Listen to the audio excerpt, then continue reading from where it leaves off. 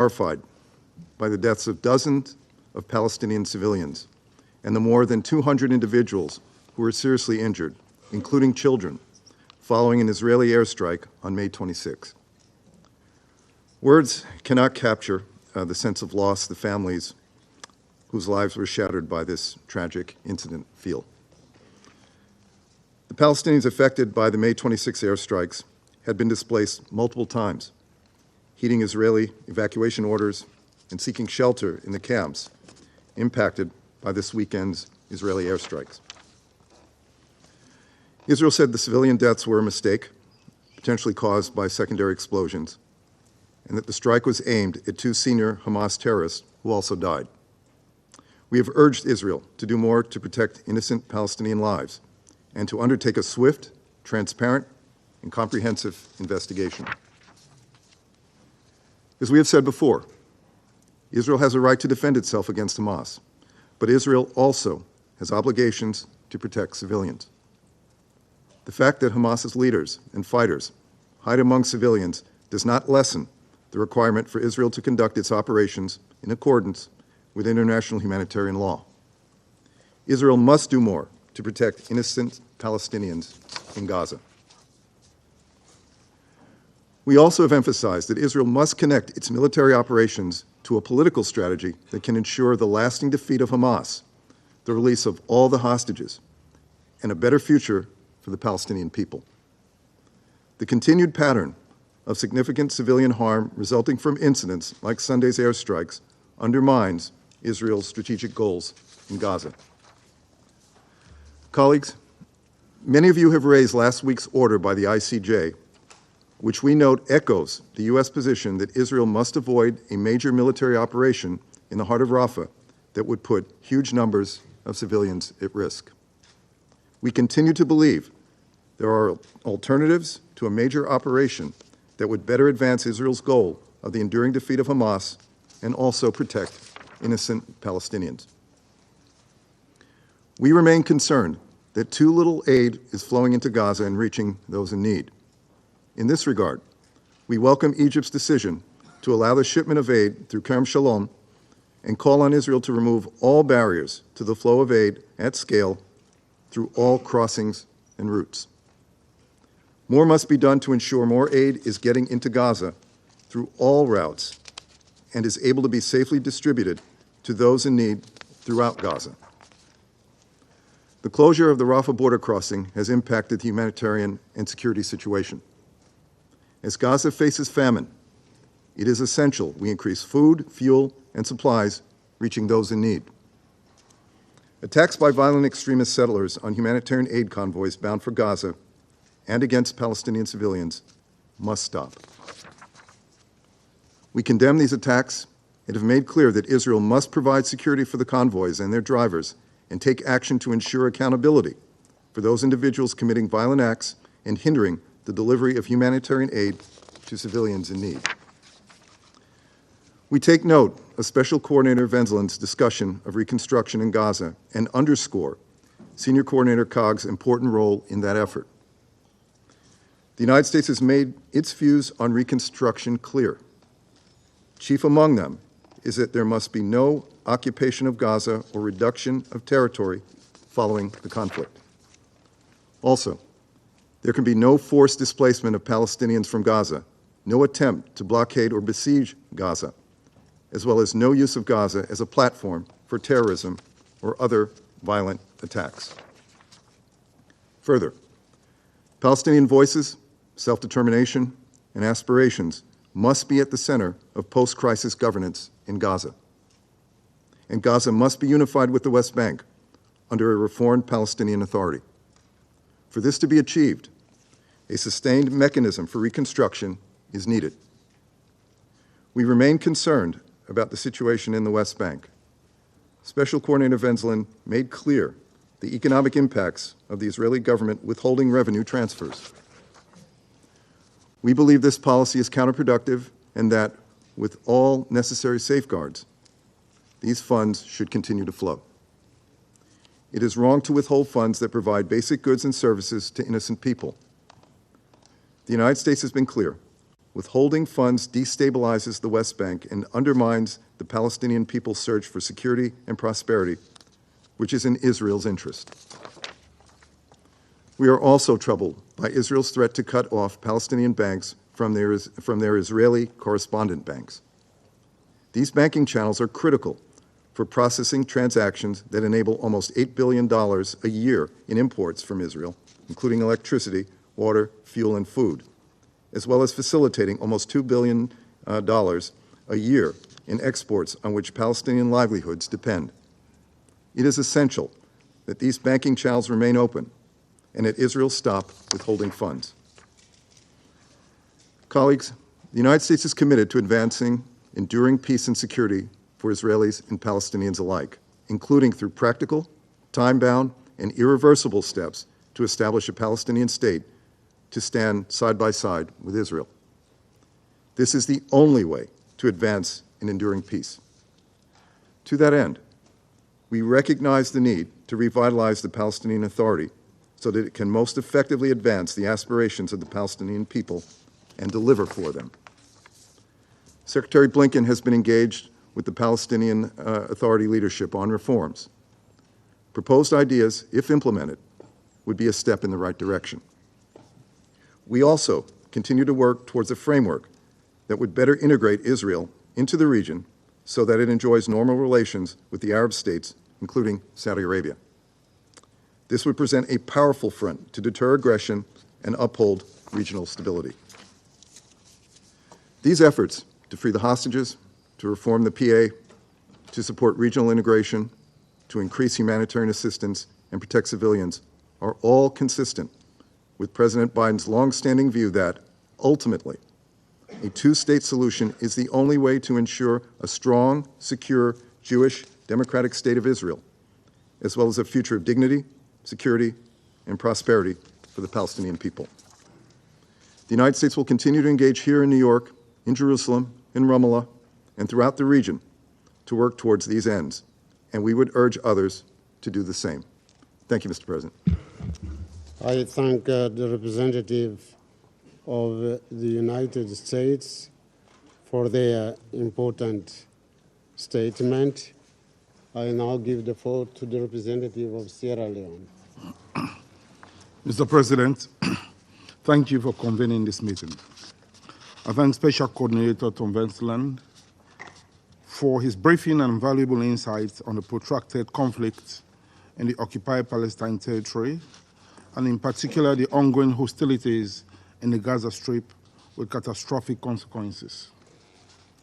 The conflict remains a global concern with a range of security, political, and humanitarian issues that warrant both our immediate attention to secure a permanent ceasefire, as well as long-term attention for post-war reconstruction and the political horizon of a two-state solution. We therefore welcome the recent actions by some European Union member states to recognize the state of Palestine as positive actions which will not only contribute to global efforts towards lasting peace between Israel and Palestine, but could also facilitate economic and infrastructural support and development in post-conflict Palestine. Mr. President, every day, civilians in the Gaza Strip grapple with the difficulties of living in an extremely unsafe environment with the constant threat of bomb attacks, indiscriminate bombardment, and lack of the most basic essential services needed for their survival, including food, water, and medicine. The intense military operation in Rafah since the start of May has exacerbated the situation as Rafah City, the last refuge in the Gaza Strip for more than 1.4 million displaced Palestinians, has turned into an active war zone, with daily reports of increased civilian casualties and breaches of international law principles to protect civilians. Incidents around the Egypt-Rafah border, particularly reports of an exchange of fire between Israeli and Egyptian soldiers, which led to the death of at least one Egyptian soldier, are also very concerning, as are the escalating cross-border missile launches and retaliatory attacks between Hezbollah and the IDF. Additionally, attacks launched by Hamas from the OPT on the Israeli city of Tel Aviv is another escalatory action in this conflict, which will only lead to a vicious cycle of violence. Sierra Leone notes with deep concern the events in recent days, in particular, the attack on the camp for displaced people in Rafah that killed at least 45 civilians, many of whom were women and children. Sierra Leone condemns all attacks against civilians and protected persons in the ongoing conflict, recalling the clear obligations under international law, in particular international humanitarian law, and we reiterate our call for parties to the conflict to respect and protect civilians and civilian objects at all times, in accordance with their said obligations under international law. Sierra Leone is further disturbed by the appalling humanitarian situation in the Gaza Strip, characterized by closures of very limited access through designated crossing points that prevent the supply of humanitarian assistance to a starving population. Furthermore, we are also deeply disturbed by reports of actions targeting UNRWA aimed at limiting its activities and mandate delivery. We reiterate our support for UNRWA and our stance that UNRWA is a lifeline for the Palestinian people, not only in Gaza and West Bank, but also in Lebanon, Syria, and Jordan. The conflict in the Gaza Strip has long-standing complex roots, but it is not an intractable situation. In this regard, Sierra Leone reiterates the following points. 1. Firstly, we call on this Council to remain united in its call for a lasting ceasefire, peaceful resolution to the conflict, and resolute in its support of all meaningful efforts to reach a political horizon of the two-state solution. We must utilize all appropriate political and diplomatic tools at our disposal to compel the parties to the conflict to comply with international law and the resolutions adopted by this Council, including resolutions 2712, 2720, and 2728. 2. Sierra Leone notes with keen interest actions initiated by the international judicial systems to ensure accountability and combat impunity in the Gaza conflict. We therefore call on parties to the conflict to adhere to their obligations as outlined in ICJ provisional orders of 26 January 2024, 28 March 2024, and 24th May 2024, with the latter, among other things, requesting the State of Israel to, quote, immediately halt its military offensive and any other action in the Rafah governorate, end of quote, and maintain open the Rafah crossing for unhindered provision at scale of urgently needed basic services and humanitarian assistance. 3, we reiterate the need and legal obligation as per the ICJ orders for the immediate and unconditional release of all hostages held by Hamas since the 7th October 2023.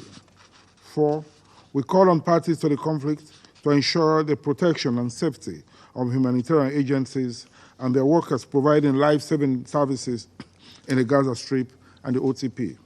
We denounce direct attacks on them and acts of or misinformation or disinformation campaigns that seek to discredit them and their operations.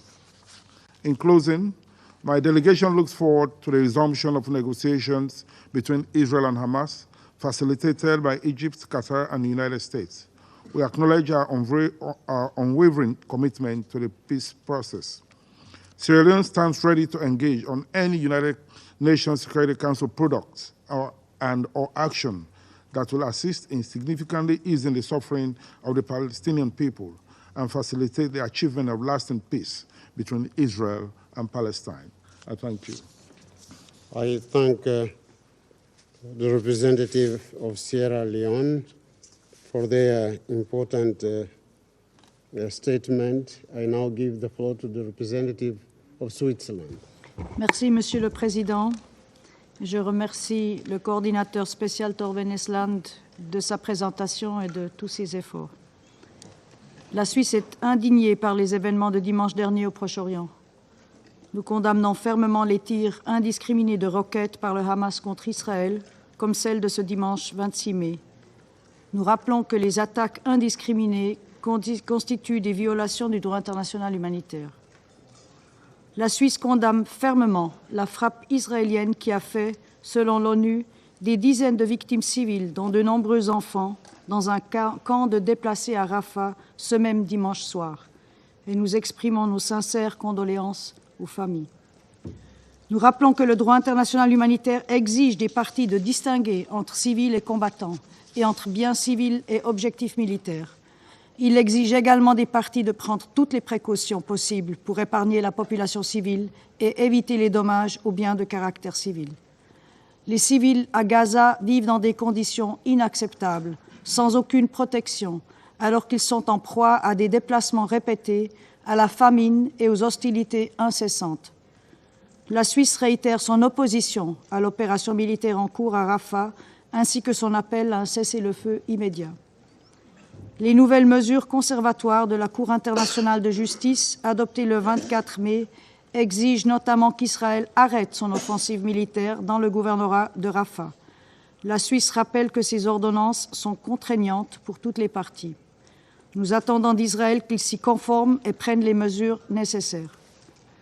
Par ailleurs, ce Conseil doit veiller à la mise en œuvre des 3 résolutions qu'il a adoptées depuis les actes de terreur du 7 octobre que la Suisse a fermement condamnés.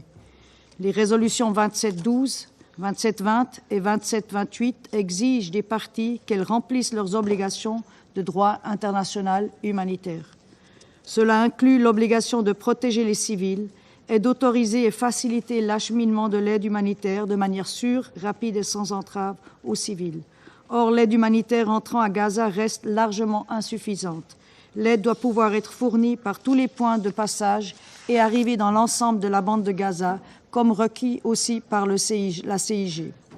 Enfin, le respect du droit international signifie également la libération immédiate et inconditionnelle de tous les otages.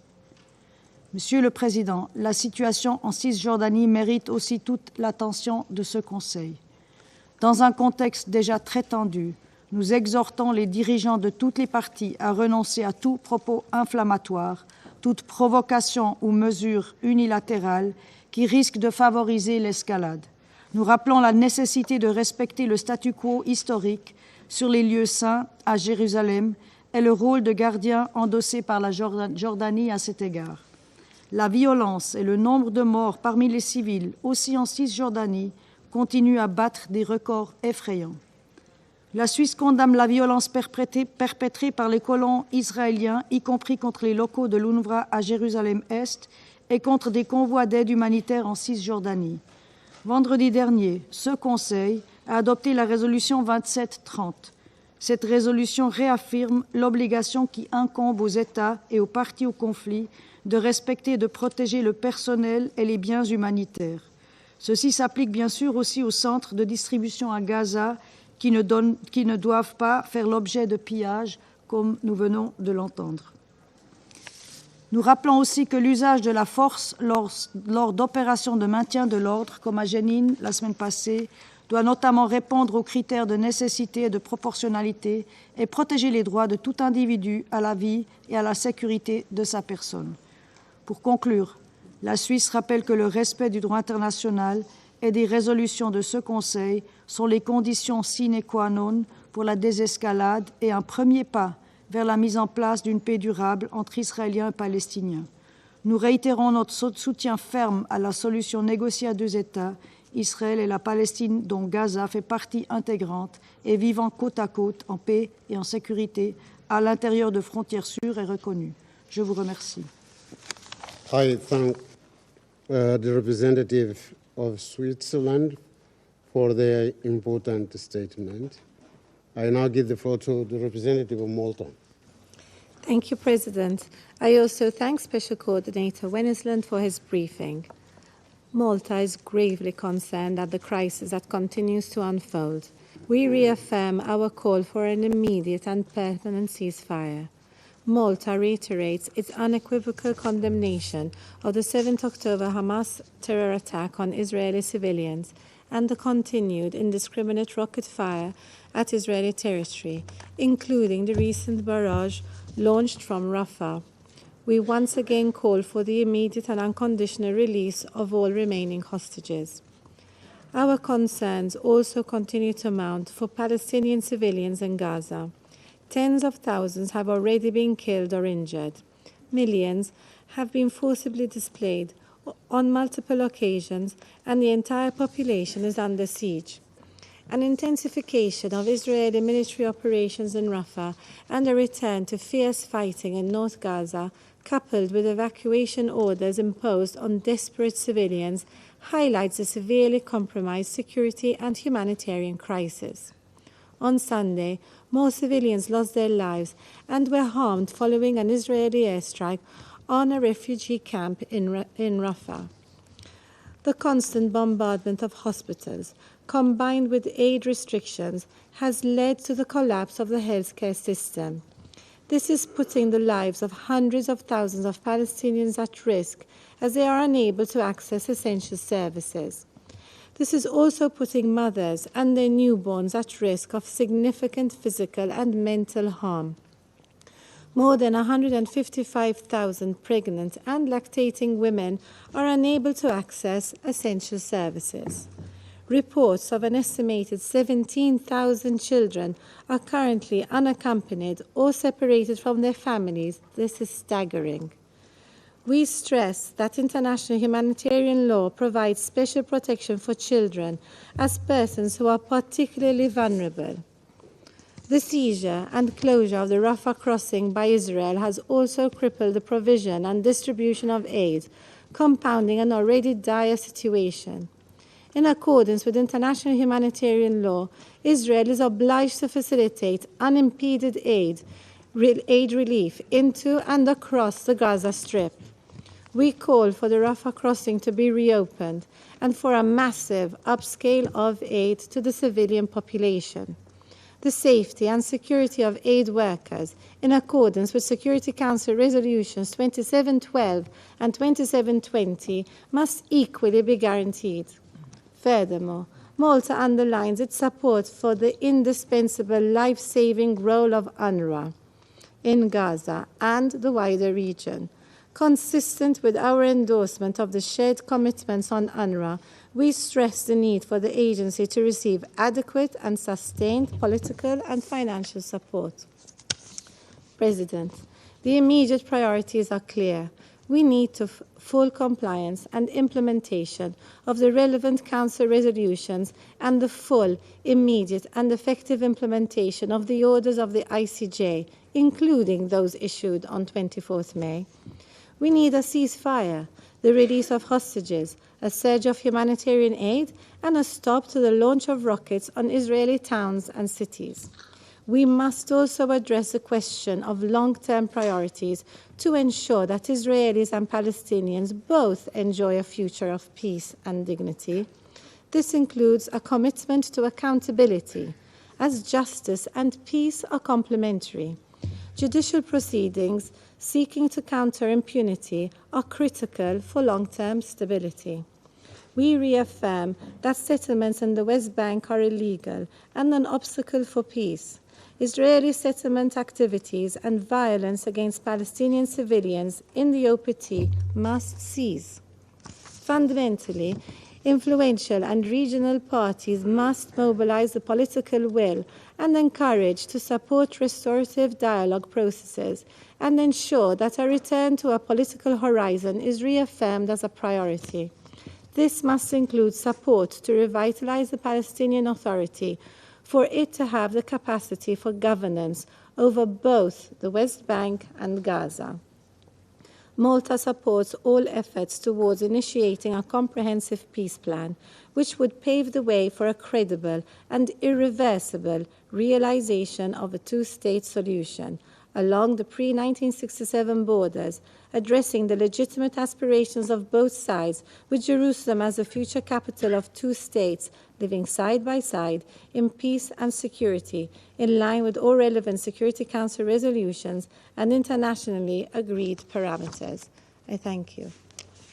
I thank the representative of Malta for their important statement.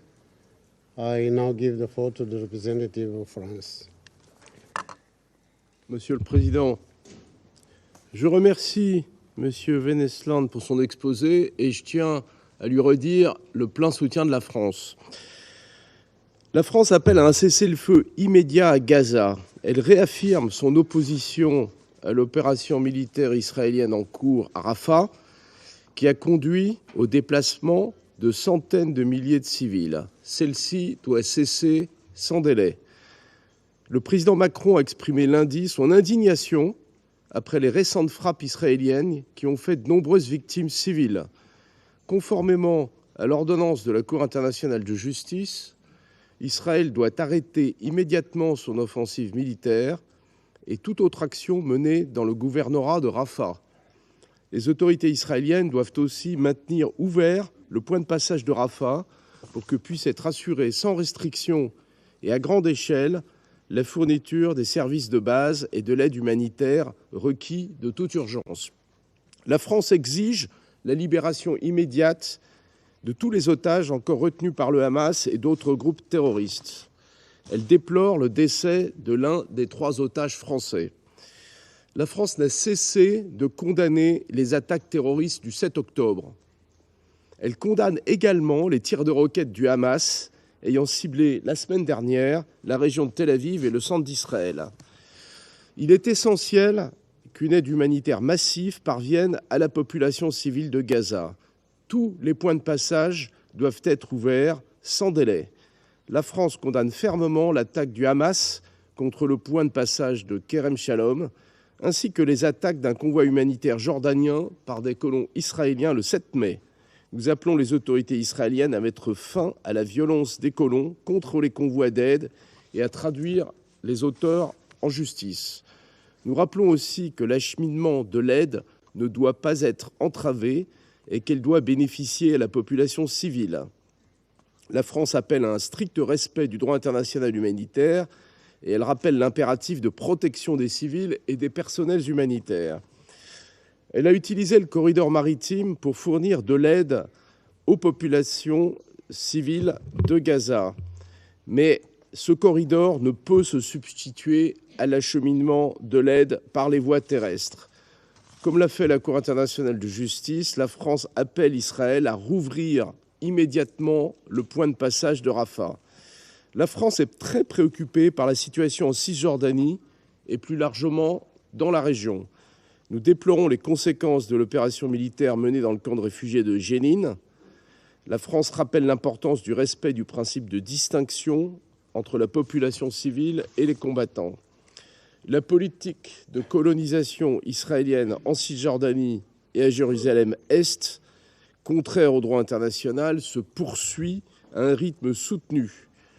Le président Macron a condamné les nouvelles annonces en matière de colonisation et la remise en cause de la loi de désengagement.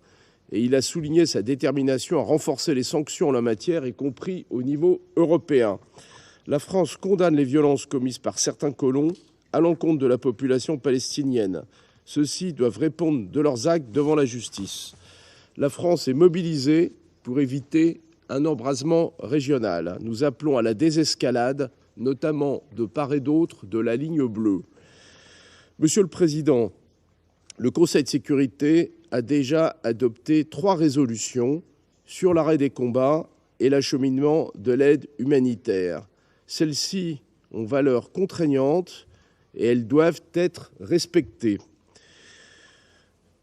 Ce Conseil doit s'exprimer de manière urgente sur la situation à Rafah et demander l'arrêt de cette offensive. Il doit aussi œuvrer à la solution des 2 États, qui est la seule à même de donner un horizon de paix aux Israéliens comme aux Palestiniens. La France continuera de se mobiliser en ce sens auprès de ses partenaires internationaux et du groupe de contact arabe que le président de la République et le ministre des Affaires étrangères ont reçu à Paris le 24 mai. Le président Macron a rappelé à cette occasion le soutien de la France à une autorité palestinienne renforcée et à son retour dans la bande de Gaza, qui devra faire partie de l'État palestinien avec le soutien de la communauté internationale. Les Nations unies ont un rôle central à jouer en ce sens. Le projet de résolution que nous proposons aborde ces dimensions politiques et j'appelle l'ensemble des membres du Conseil de sécurité à le soutenir. Je vous remercie.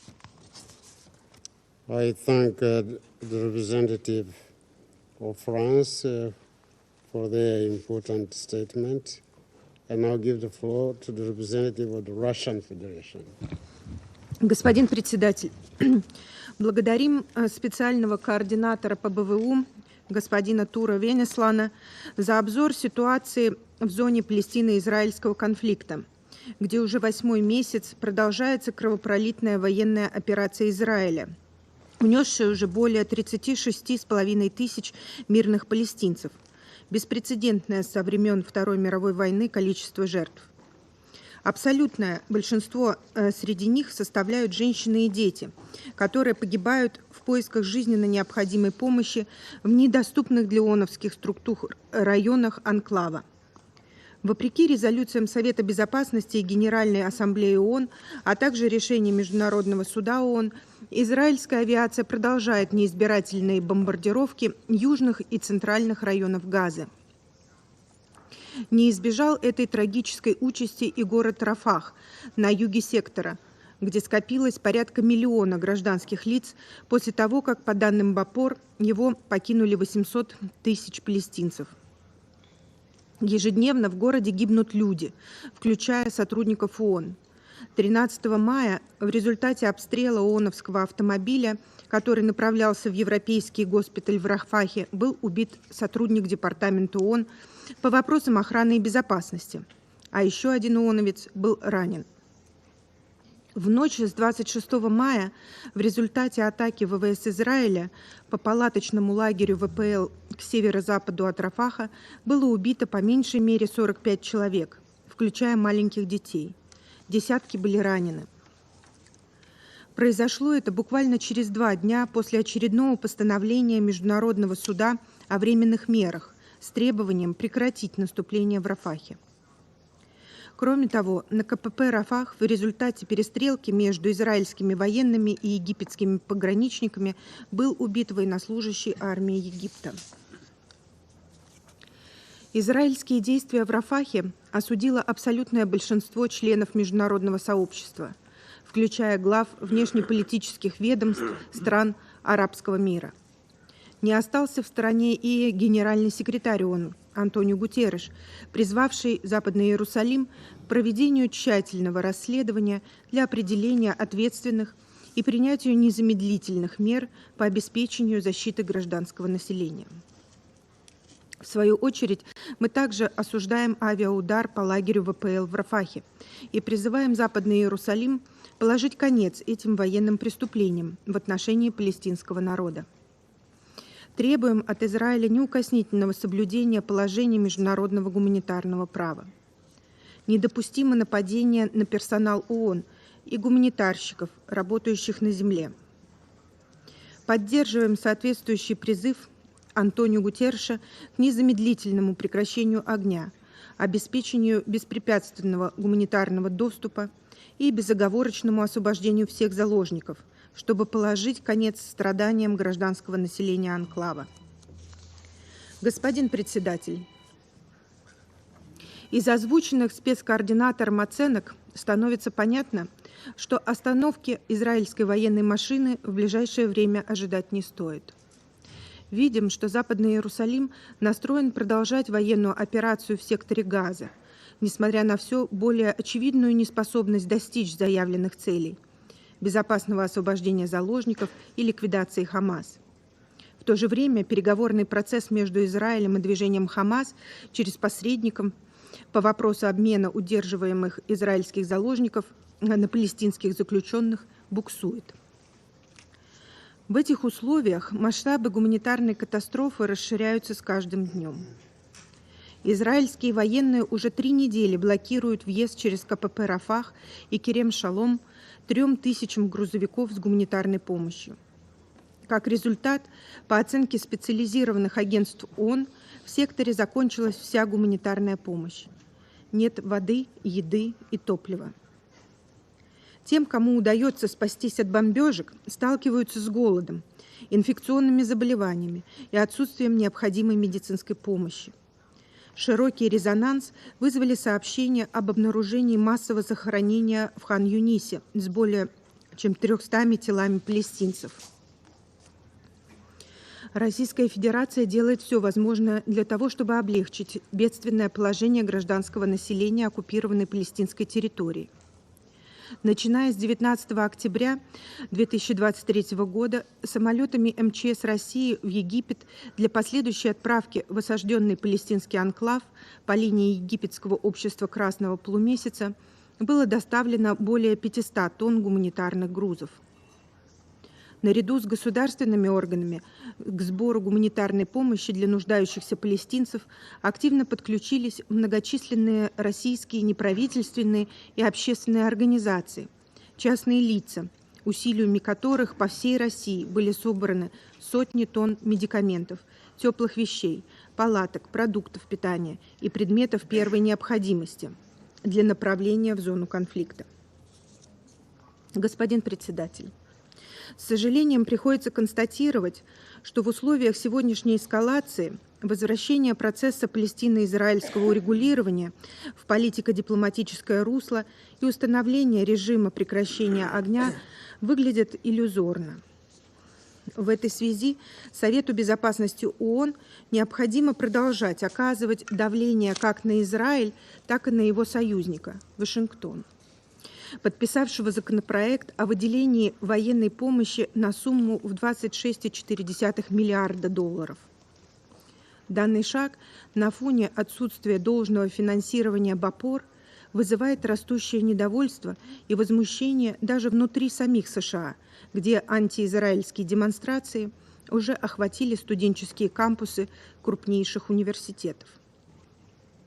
При этом попытки израильтян раскрутить темы сексуального насилия и якобы причастности сотрудников БАПОР к атаке Хамас 7 октября дают обратный результат. По итогам своего визита в Израиль и на западный берег реки Иордан профильный спецпредставитель генсекретаря ООН в своем докладе так и не смогла подтвердить наиболее одиозные обвинения израильтян. Зато зафиксировала многочисленные нарушения в отношении произвольно задержанных палестинок.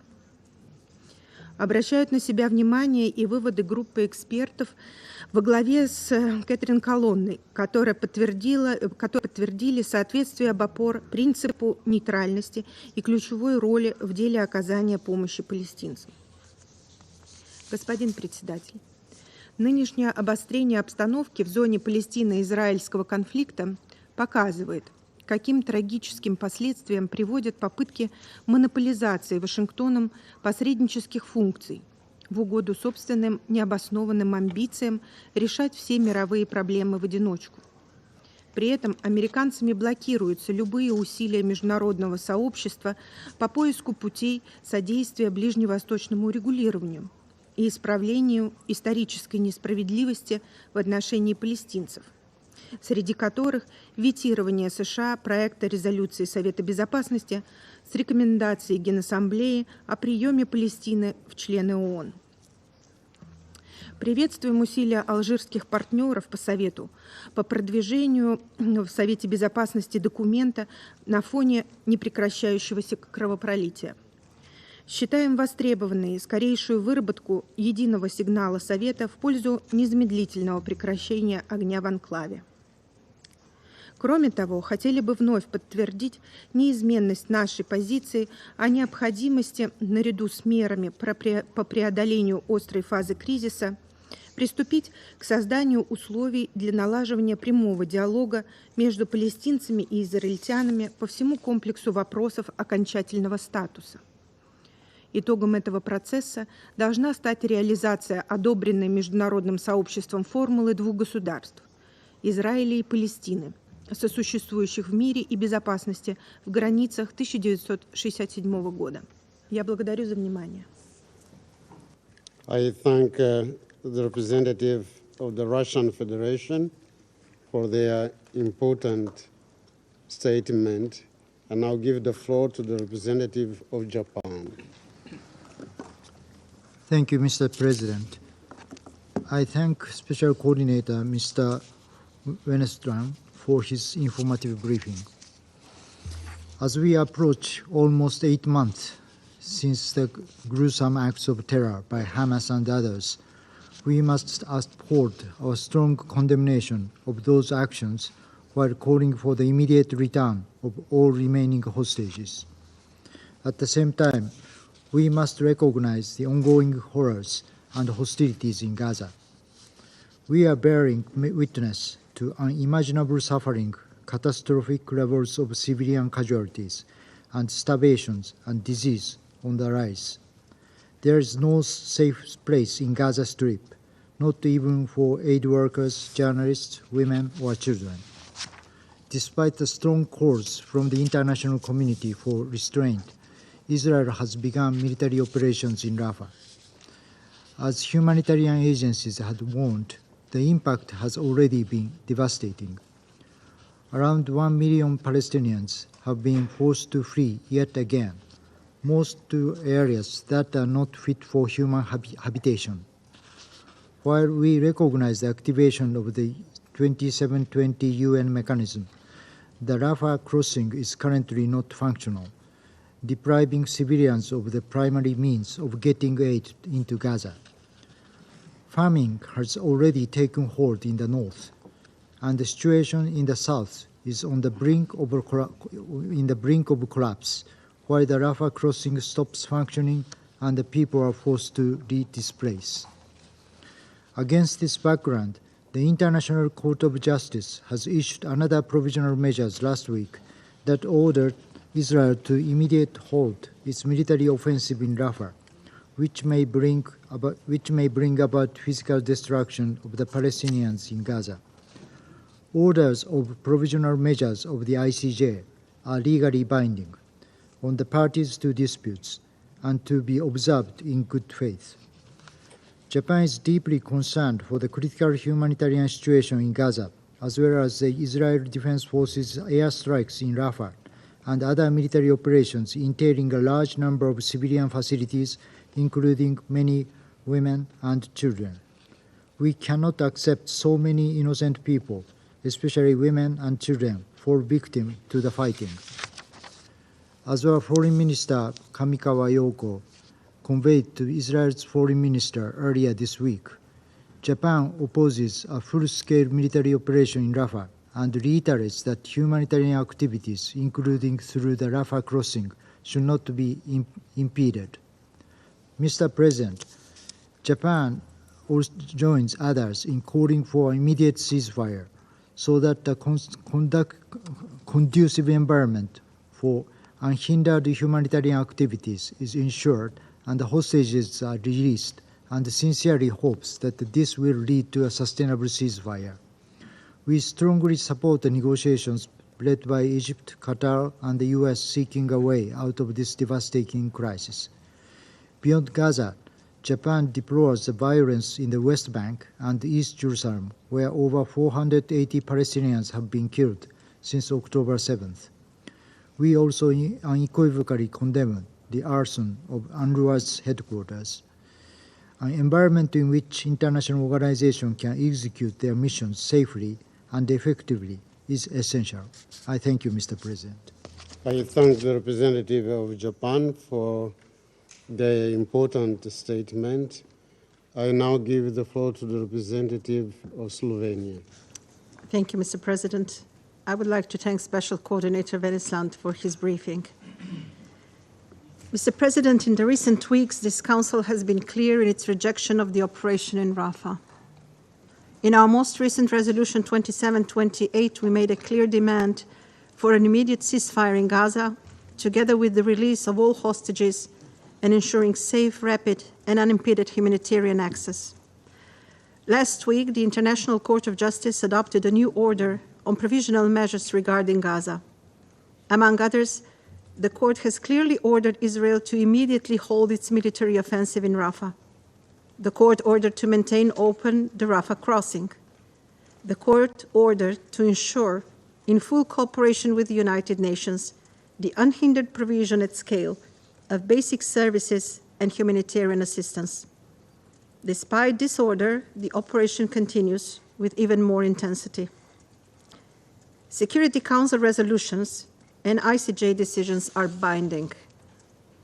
Yet, as we are meeting today, the operation in Rafah continues, despite international community's demands and pleas to the contrary, and in defiance of the order of the ICJ. Early this week, we saw a heartbreaking evidence of why the operations must stop immediately. Our worst fears of the severe impact of the operation on civilian populations have come true. Slovenia once again firmly condemns the strike on the displaced persons in Rafah, in what was supposed to be a safe zone. It proved once again that no place is a safe place for the civilians in Gaza. We reject forced displacement. We are appalled by the humanitarian conditions for internally displaced in Gaza. 1 million people was once again displaced from Rafah in the past few weeks. Clearly, there are not enough resources to respond to humanitarian needs, in particular food, water, fuel, medicine, and shelter. We are talking about people, old, young, children, people who, instead of fulfilling their dreams and aspirations, face nothing but struggles. For many of them, there is only one dream left: to wake up tomorrow. We have been consistently briefed about mounting struggles of people in the West Bank, further aggravated by the deteriorating fiscal situation of the Palestinian Authority. We are deeply concerned about the challenges faced by UNRWA, including the vote of the new legislation in the Knesset. Mr. President, international law is not a menu to choose from. It is also not something pushed on us. It is something we have willingly signed up to and accepted. UN member states must uphold the UN Charter with an unwavering commitment to international law. That means full respect of international law, including international humanitarian and human rights law. It means respect for decisions of international courts. It also means ensuring accountability for grave violations of international law. The decisions by the ACJ are not guidance and they are not recommendations. They are obligations. They are binding. Mr. President, it is important to underline that the most recent strike on displaced camp in Rafah is not an isolated incident. There have been several incidents in Gaza, and in one case after the other, we were told that investigations were taking place. However, this Council has not received any information or to follow up. In order for the Council to act responsibly in preventing the violations and ensuring accountability, we need to know what is happening on the ground. Credible international investigations are best fit for this purpose. The Council itself must show an unwavering commitment to international law by stepping up to its responsibilities. By merely observing grave violations, we are allowing the international system we know, the one based on the respect for international law, to collapse in front of our eyes. It is time for the Council to stop observing the situation in Rafah.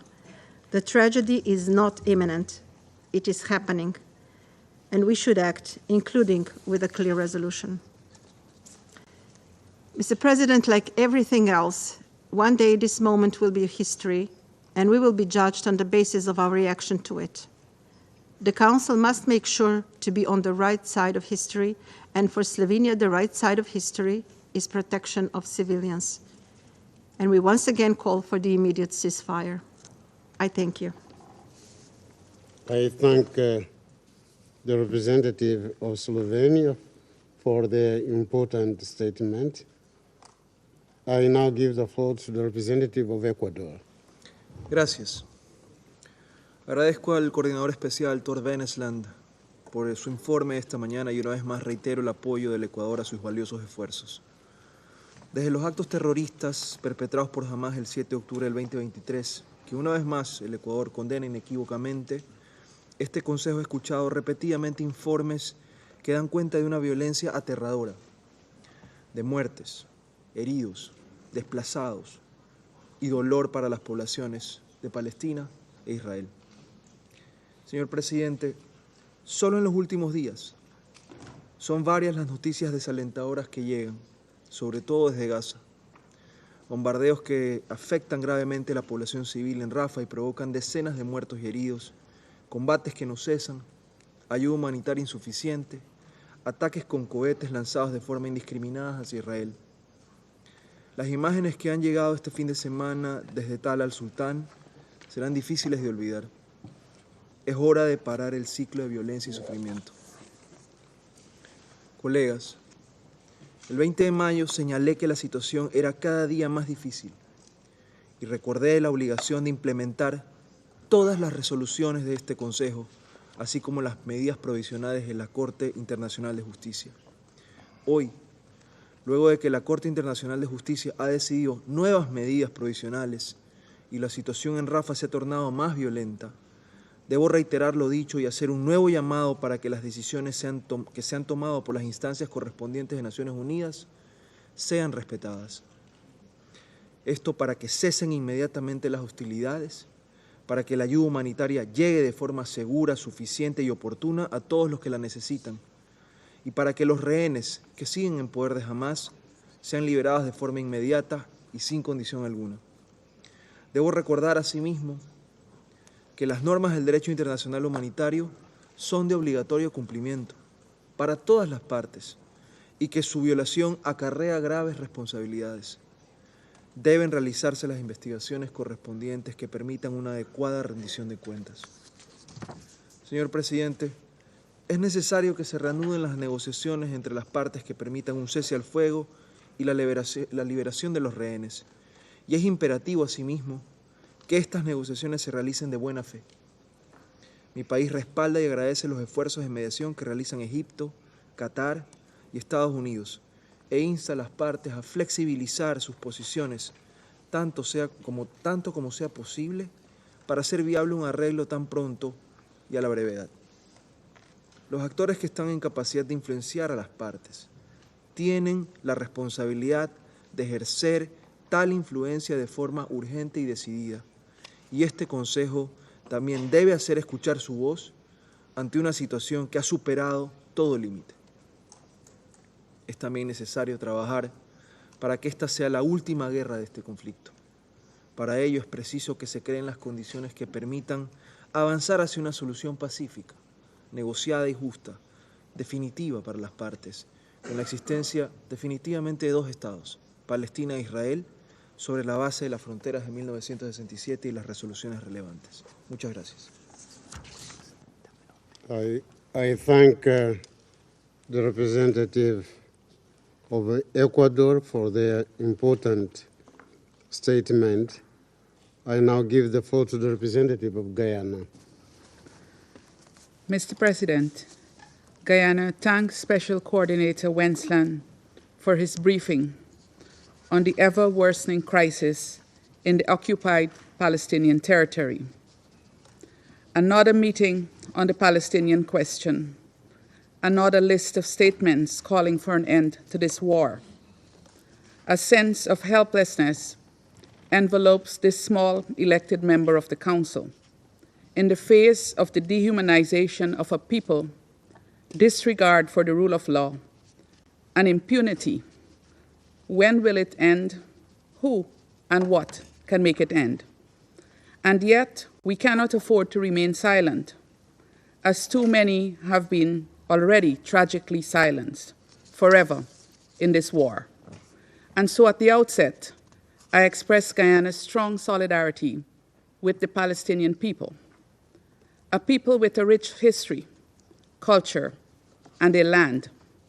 It is perhaps one of the greatest tragedies of modern times that the desire for their homeland has brought so much cruel suffering to the Palestinian people. A greater tragedy, though, is that the United Nations has not yet been able to bring this injustice to an end. Mr. President, it has been 76 years since the Palestinian people were forcibly displaced from much of their homeland, despite the United Nations General Assembly adopting a plan for the creation of an Arab and a Jewish state as a settlement of the Palestinian question. Force and displacement have characterized the Palestinian existence from that time to now, as they have experienced cycle after cycle of violence, pushing them off their ever-shrinking homeland. Where they have been allowed to remain, their existence has been one most miserable, owing to the iron fist of the occupying power that reaches into every sphere of Palestinian life. Today marks 235 days of the latest cycle of violence, and words are inadequate to capture the devastating results. The death toll has surpassed 36,000. More than 80,000 have been physically injured. Once the rubble in Gaza is cleared, the death toll is expected to climb. Against this backdrop of death and injury, the healthcare system has been severely incapacitated. Medical supplies, as with other humanitarian essentials, are extremely limited owing to the lack of humanitarian access at scale.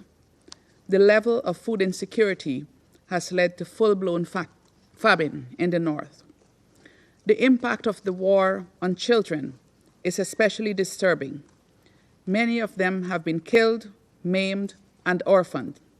The long-term psychosocial impacts on these children is a particular source of concern. Mr. President, it had seemed that the Gaza crisis could not get any worse until we learned of last Sunday's events in Tal al-Sultan in Rafah, where displaced Palestinians sheltering in tents were set on fire after Israeli airstrikes. People were injured and burned alive, and all of this in a designated safe zone, a chilling reminder that there is no safe place in Gaza. Guyana calls for a swift, independent, and international investigation to establish the facts surrounding this incident, including to identify the perpetrators. This Council must not continue to accept the all too familiar explanations of these incidents being mistakes or miscalculations. There is no justification for the killing of innocent civilians, and the Geneva Conventions of 1949 are clear on the obligation to protect civilians. This leads me to emphasize the obligation of all parties to the conflict to adhere strictly to international law, including international humanitarian law. The ICJ has issued 3 sets of provisional measures, but there is no compliance. Indeed, 2 days had not yet passed following the last order by the court for Israel to halt military operations in Rafah, when the attack in Tal al-Sultan took place. This Council must seriously consider how to address this blatant disregard for the rule of law. In this quagmire of illegalities, there are still more than 100 persons in Gaza taken hostage by Hamas from Israel on 7th of October. They must be immediately and unconditionally released, and their welfare must be protected. In light of the foregoing, Guyana makes 3 important calls. First, we call again for an immediate and unconditional ceasefire in Gaza, and for the removal of all obstacles that are contributing to the suffering of the Palestinian people. Unless the violence ends, the humanitarian situation will not improve, and the suffering will continue. A ceasefire is also one critical element for improving the security situation for humanitarian personnel to operate unimpeded. Second, we call for the opening of all land routes into Gaza to improve the flow of humanitarian goods. The needs in Gaza are massive, and the non-operation of several crossings has rendered the humanitarian response ineffective. The Rafah crossing must be reopened, unwieldy verification processes must be corrected, and Gaza must be flooded with humanitarian aid. Commercial activity must be fully resumed, even as we acknowledge that many have been pauperized by this war. Third, Guyana demands serious long-term efforts towards achieving the 2-state solution. The Palestinian people must exercise their inalienable right to self-determination, and it is the United Nations that must guarantee the exercise of that right. The majority of the organization's membership has demonstrated its support for Palestinian self-determination and statehood, and it is therefore this Council's responsibility to honor the wishes of the Palestinian people in this regard. This is also the most viable way to address many of the dimensions of the Palestinian question, including the unresolved refugee problem, which necessitates a continued mandate for UNRWA. Guyana takes this opportunity to reiterate its unwavering support for UNRWA and is deeply concerned about moves to designate it as a terrorist organization. We reject this move. Mr. President, in closing, Guyana is prepared to work with this Council to accomplish peace for Palestinians and Israelis. Contrary to the strategy embraced by some, peace cannot come from violence and war. Neither can security be spawned from insecurity. I thank you. I thank the representative of Guyana for their important statement. I now give the floor to the representative of China. 谢谢主席。主席，我感谢温尼斯兰德特别协调员的通报。加沙冲突爆发至今已近8个月，对平民的围困袭击仍在继续，前所未有的人道灾难还在加剧，加沙民众深陷绝望。形势早已岌岌可危，放任加沙战火继续燃烧，只会让人道灾难更加深重，只会让整个地区陷入更大的动荡。国际社会，特别是联合国安理会，必须采取进一步行动，推动立即停火，拯救生命，缓解加沙人道灾难。一段时间以来，国际社会高度关注拉法局势，反复呼吁立即停火。安理会多次就此展开讨论，明确释放不得进攻拉法的强烈信号。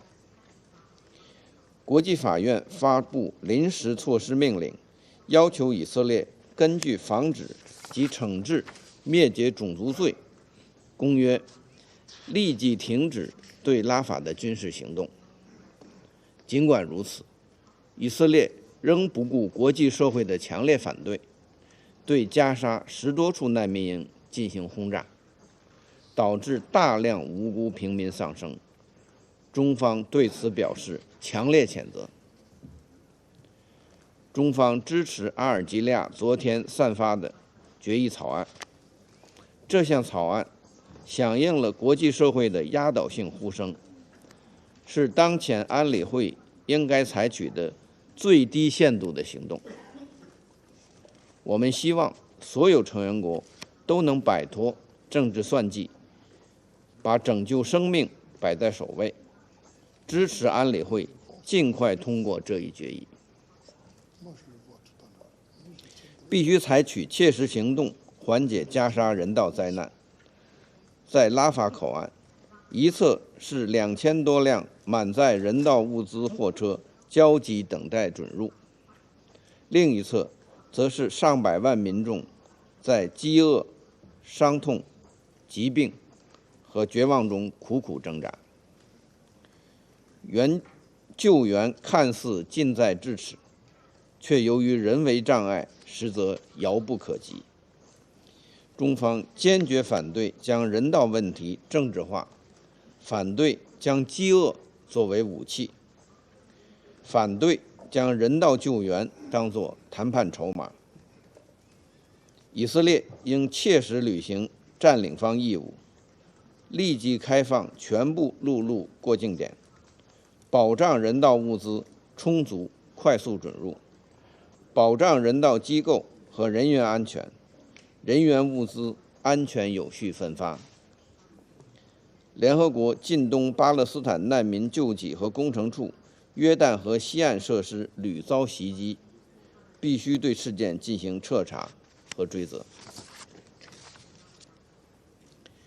解决中东问题的根本出路是落实两国方案。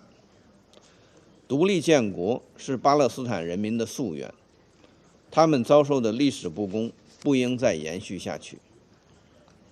中方呼吁加大国际和地区外交努力，重塑可信的多边进程，重振两国方案政治前景。中方倡议召开更大规模、更具权威、更有实效的国际和会，制定落实两国方案的时间表和路线图。我们支持巴勒斯坦早日成为联合国正式会员国。主席，中国阿拉伯国家合作论坛第10届部长级会议将于明天在北京举行。巴林、埃及、突尼斯、阿联酋4国领导人正在中国访问。中方将同来华访问和参会的阿拉伯国家领导人和外长就巴勒斯坦问题继续深入探讨，发出中阿共同声音。目标就是要尽快结束加沙冲突，实现和平，同时推动国际社会以更大的决心和更具体的行动落实两国方案，实现中东地区的长治久安。谢谢主席。I thank the representative of China for their important statement. I now give the floor to the representative of the Republic of Korea. Thank you, Mr. President. I thank Special Coordinator Tor Wensland for his detailed briefing on the ongoing catastrophe in Gaza and alarming developments in the West Bank. Now the world is watching with grave concern the expanding ground operations in Rafah. Around 1 million Palestinian civilians in Rafah have been forcibly displaced once again. However, nowhere is safe in Gaza. Israel claims that the killing of dozens of civilians last weekend in tents in a so-called safe zone in western Rafah was a tragic mistake. But when such incidents are repeated again and again, and the children and the aid workers keep being killed, it would be difficult for anybody to regard them as just mistakes. We call on Israel to immediately halt its offensive in Rafah. The humanitarian situation in Gaza is even worsening than before, as the delivery of humanitarian aid throughout Gaza has been seriously hindered or nearly blocked. The Rafah crossing has been closed for almost a month, and the shooting incident that killed an Egyptian soldier on Monday shows tensions are growing, further destabilizing regional peace and security and crossing the red lines of neighboring countries. It is unfortunately innocent civilians that are dying from a lack of aid, as concerned countries are finger-pointing at each other regarding the malfunctioning of both the Rafah and Karam Shalom crossings. The maritime corridor had been providing a semblance of hope. We appreciate the efforts by relevant countries, including the US and Cyprus.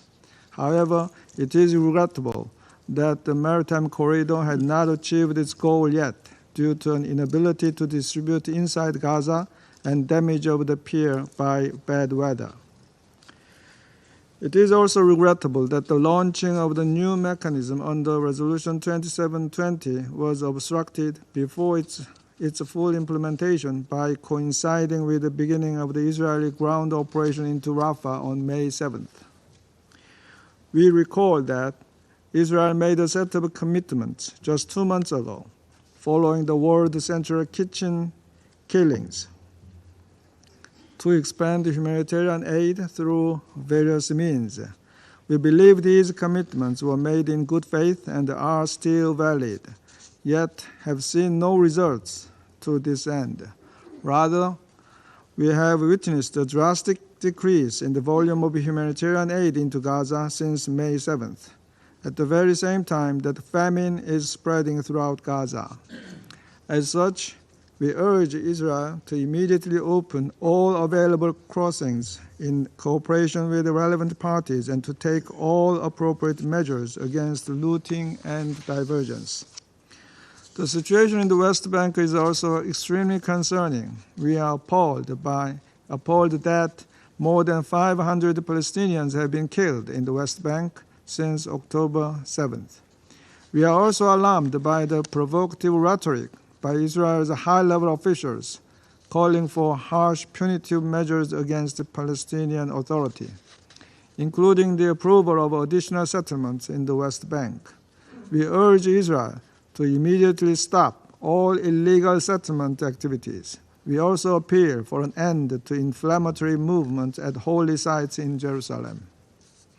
Mr. President, the Republic of Korea takes serious note of the order issued by the ICJ on May 24th regarding South Africa's request for additional provisional measures in light of the situation in Rafah. We hope these efforts by the international community can contribute to the protection of Palestinians and an easing of the humanitarian calamity on the ground, as well as the execution of any necessary investigations. The Republic of Korea also reiterates its sincere hope that the diplomatic efforts by the US, Qatar, and Egypt can lead to fruitful outcomes. There is no time to waste. We once again call for an immediate ceasefire, the release of all remaining hostages, and an expansion of humanitarian aid throughout Gaza. We all have to keep in mind that an ongoing catastrophe in Gaza, triggered by Hamas terrorist attacks against Israel on October 7th, would make it impossible to resume any meaningful talks toward a two-state solution. And the failure to relaunch these negotiations would be a serious misfortune for the future of the region and beyond. I thank you, Mr. President. I thank the representative of the Republic of Korea for their important statement. And I'll give the floor to the representative of the United Kingdom. Thank you, President. And I thank Special Coordinator Wennesland for his briefing. First, the United Kingdom is appalled by the deeply distressing scenes emerging from Rafah following Israeli airstrikes over the weekend. As the Foreign Secretary has said, we call on Israel to launch a swift, comprehensive, and transparent investigation. The UK's position is very clear. We do not support a major military operation in Rafah without an acceptable plan to protect the hundreds of thousands of civilians who remain there. We have seen no such plan. Hundreds of thousands have already been displaced from Rafah, many for the second time, and to locations without suitable provision of shelter, food, water, and access to medical treatment. We strongly condemn Hamas's actions to put civilians at severe risk by using them as shields. We call on Israel to take care to limit operations to military targets and to minimize harm to civilians and civilian objects in line with international humanitarian law. Second, there is an urgent need to get more aid to the people of Gaza who are in such desperate need. Israel has made a number of commitments in recent weeks to increase the supply of aid, including a commitment to flood Gaza with aid. This included increasing the daily number of trucks of aid entering Gaza to 500, opening Ashdod port to humanitarian aid, and additional crossing points for aid in North Gaza. While we welcome progress towards these commitments, including the delivery from Ashdod port into Gaza of flour by WFP, overall progress has been too slow, and quantities of aid being delivered remain well below these levels. We welcome the agreement between Egypt and Israel to allow UN agencies to deliver aid, but operations in Rafah have increased the need for aid at a time when flows have been reduced by the closure of the Rafah crossing point and reduced deliveries of aid through Kerem Shalom. The humanitarian situation is now catastrophic. We call on Israel urgently to fulfill these commitments, to allow aid in quantity through all crossing points, including Rafah, and also to ensure an environment within Gaza that allows aid to reach those who so desperately need it. This includes an effective deconfliction system to allow humanitarian workers to distribute it safely and supporting the minimum operating requirements of the UN and its agencies. Finally, President, all of this could stop now if Hamas laid down their arms. They are causing this suffering to the Palestinian people. We call on Hamas to immediately release all of the hostages that have now been held for over 7 months. We urgently need to see a deal which stops the fighting, allows for unhindered access for life-saving aid into Gaza, and gets the hostages out. We must then work with our international partners to turn that pause into a sustainable, permanent ceasefire. I thank you. I thank the representative of the United Kingdom for their important statement. I now give the floor to the representative of Algeria. Thank you, Mr. President. I would like to thank Mr. Tor Wennesland for his insightful briefing. His remarks are a sobering reminder of the dire situation across the entire occupied Palestinian territories, including Gaza, including the West Bank, including Al-Quds al-Sharif. This grim reality reflects the brutal and senseless nature of the Israeli occupation. In recent months, this very council and the international community have focused predominantly on the humanitarian crisis in Gaza.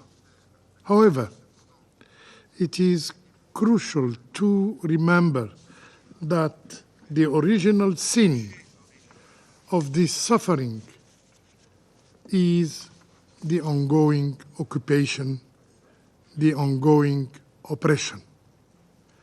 Addressing the symptoms without tackling the root cause, I mean the occupation of Palestinian land, will not lead to lasting peace. The suffering of the Palestinian people began with the occupation, and it will only end when the occupation is over. In this regard, the Security Council bears primary responsibilities and must fully implement its relevant resolutions. Resolution 2334, for instance, clearly states that settlements are illegal and constitute a flagrant violation of international law. Despite this, around 800,000 settlers currently reside illegally in the West Bank, making life a nightmare for Palestinians. The Israeli occupying authorities have just proposed building 10,000 new housing units, and they are allocating additional funds for this settlement without being sanctioned by the Security Council. Furthermore, the occupying power continues its policy of demolishing Palestinian houses and structures, with over 470 demolitions since January 1st, 2024. They persist in their effort to Judaize Al-Quds and its holy seat.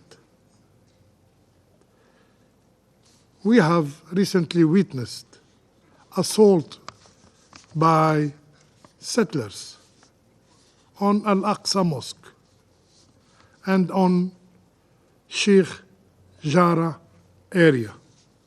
These actions risk exacerbating tensions and further escalating the situation. Mr. President, this dark reality in the West Bank and Al-Quds Sharif is compounded by the situation in Gaza. Needless to recall figures. The human cost is self-evident and appalling. These crimes speak for themselves. Haunting images from Gaza floats our screens all over the world. If they don't steer the spirit of humanity in all of us, then words will be useless. Mr. President, upon instruction of the President of the Republic, Mr. Abdelmajid Tebboune, Algeria, as a responsible member of the Security Council, and with the support of the Arab group, has decided to submit a draft resolution urging everyone in this council to shoulder its responsibilities. We hope that this concise draft resolution can gather the support of everyone in this council. We need a united council. We need a unified council. Because waiting for the occupying power to voluntarily abide by international law and Security Council resolution is pointless. The occupation authority have made it clear they will not comply with the orders of the International Court of Justice. Instead, they continue to cover up murders and commit what they say tragic mistakes. This very Security Council is responsible under Article 94/4 of the Charter to ensure the implementation of the decisions of the ICJ. We demand that the Council assume its legal responsibilities. Mr. President, the current policies of the occupying power aim to spoil Palestinian aspirations for statehood and self-determination. By depriving Palestinians of their lands, livelihoods, and means of resilience, life in Palestine is becoming unbearable.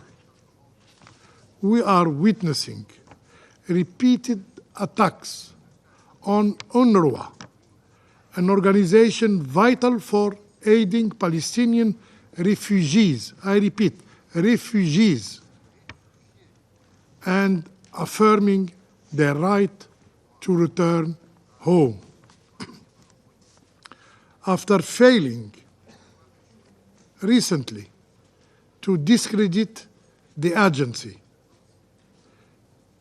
the occupying authorities have proposed a bill to classify this agency, to classify UNRWA as a terrorist organization and effectively removing it from the occupied territories. We warn against this move and call on the Council to defend this crucial organization for the stability of the Middle East.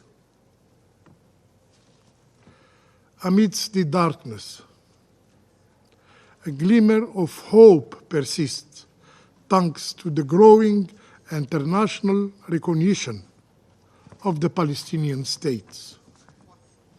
This recognition, along with Palestine's full membership to the United Nations, is essential for solidifying the right of the Palestinians to establish their independent state with Al-Quds Sharif as its capital, in the face of an occupying force determined to annihilate the Palestinian people.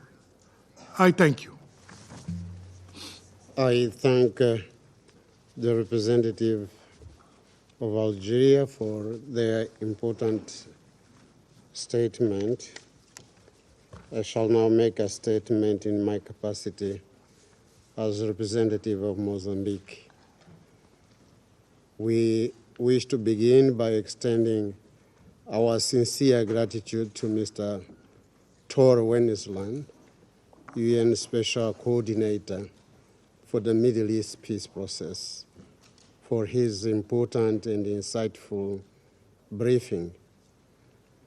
We are deeply saddened by the unprecedented human tragedy that is unfolding in Gaza Strip, home to approximately 2 million residents. At the origin of the tragedy is the Israeli military offensive launched against Gaza, and in particular, at this moment, against the city of Rafah. Despite the chorus of international warnings about the potential for mass casualties in an area where displaced civilians have sought shelter, the military offensive has proceeded, exacerbating what is already a catastrophic humanitarian situation. On May 26, Israel carried out a strike on a camp for displaced people in Rafah. According to Gaza authorities, this attack resulted in the death of dozens of civilian Palestinians, with many more injured, mostly women and children. The resulting global outrage and condemnation from all over the world further enhances Israel's international isolation. We have just concluded in the Council a momentous week devoted to the topic of the protection of civilians. The entire global community warned against the danger of normalizing the attacks on civilians and humanitarian workers. We, on our side, strongly oppose and condemn that trend, and in particular, the ongoing Israeli military operation in Rafah. In that connection, we echo the calls for a global and concerted action for the end of Israel's military operation in Rafah, which is causing untold human suffering of the Palestinian people. These horrendous acts are perpetrated in a blatant violation of all humanitarian norms, against all laws of war and all moral standards. They constitute clearly a grave violation of international law, including international humanitarian law and international human rights law against the Palestinian people.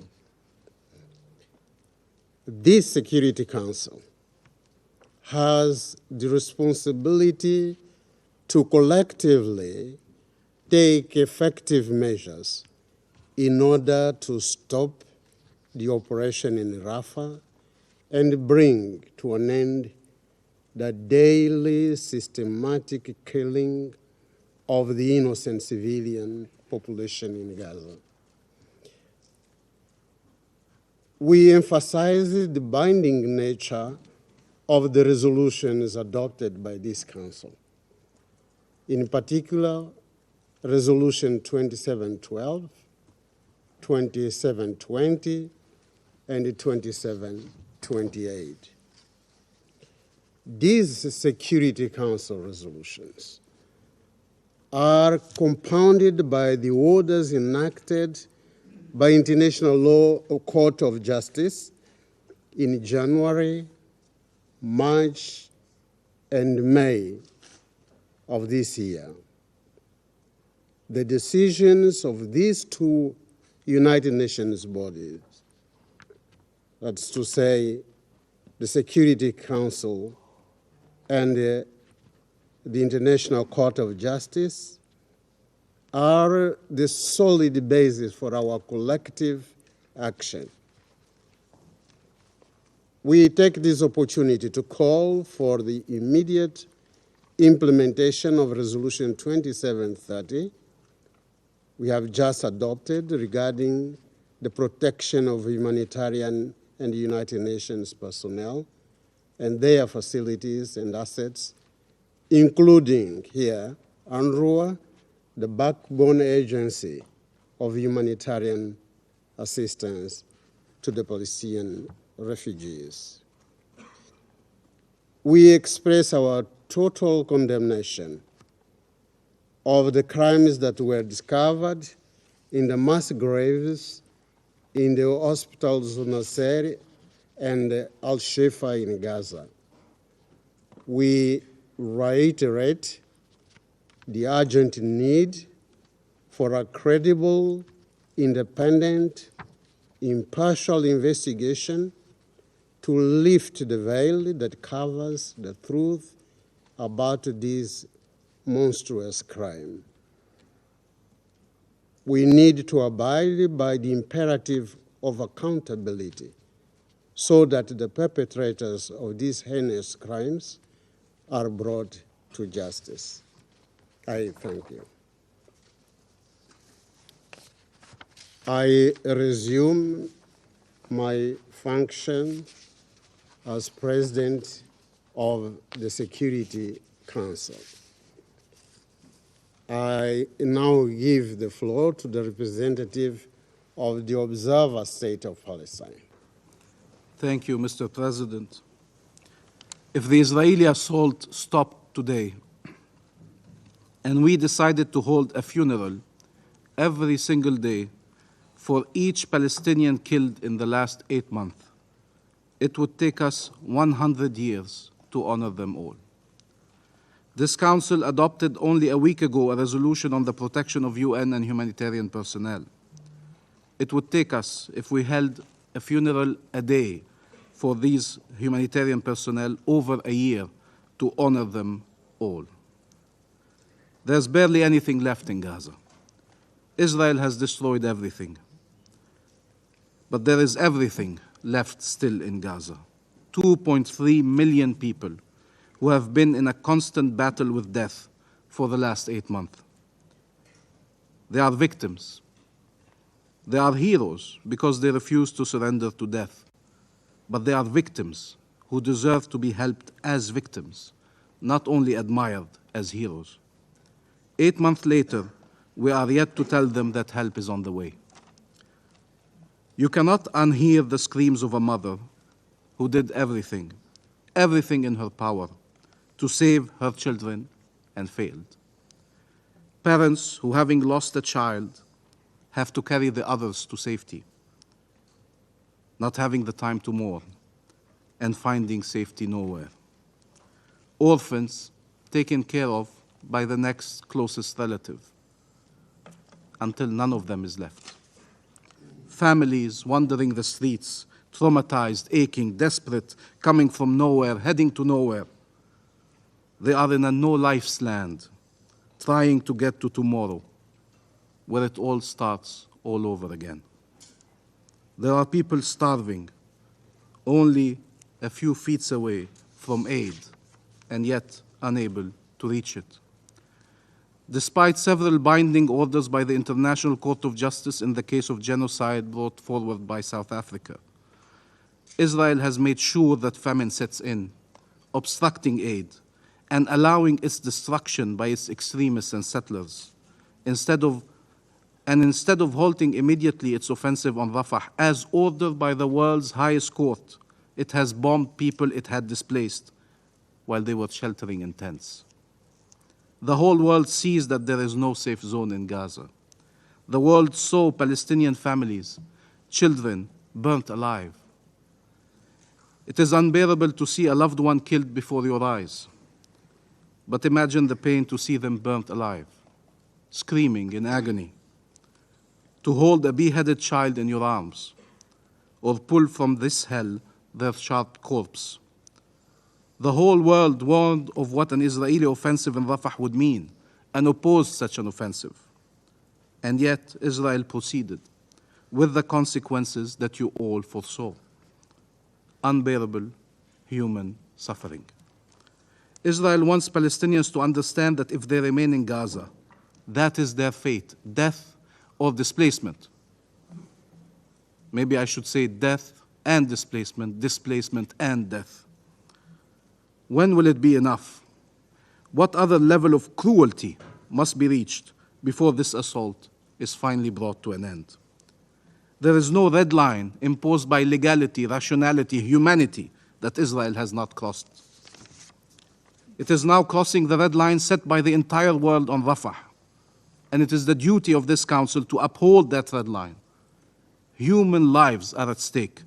To uphold that red line and to take decisive action to force Israel to halt its military offensive and to withdraw its occupation forces and to ensure an immediate ceasefire. The adoption of the draft resolution put forward by Algeria yesterday would be an important step in that direction. Mr. President, the whole world sees the targeting of civilians and indiscriminate attacks against them, the use of starvation as a method of war, the summary executions in the streets, including of people blindfolded and handcuffed. They saw hospitals turned into graveyards, the mass graves. But somehow one should trust Israel when it says it is investigating the conduct of the self-proclaimed, and I quote, most moral army in the world, end quotes. An army committing war crimes on a daily basis. Anyone interested in the truth or in accountability should not be interested in Israel's sham investigations. Israeli investigators and Israeli courts are designed to perpetuate and enable the occupation and its crimes and exactions against the occupied people that Israel as occupying power should be protecting. These are its targets, the people that it should be protecting as an occupying power. They are not designed to achieve accountability. That is why Israel rejects international investigations and fears them.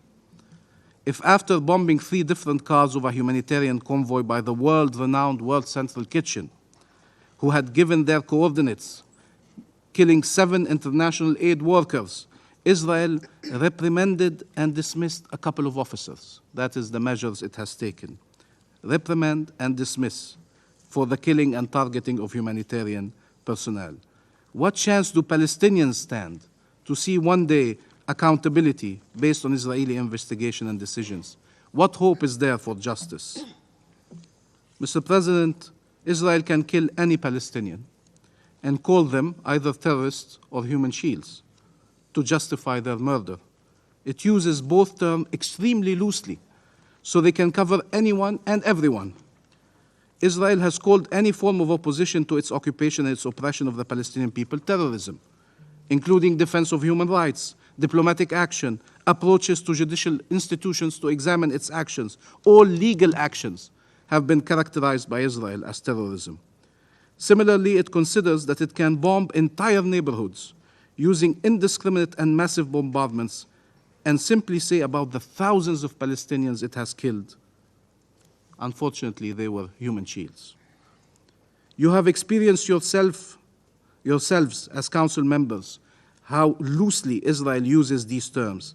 As the Israeli representative accused member of the council, the entire UN membership, the Secretary General, the prosecutor of the ICC, of being anti-Semites, supporters of terrorism, collaborators of Nazism, in his usual measured and responsible way.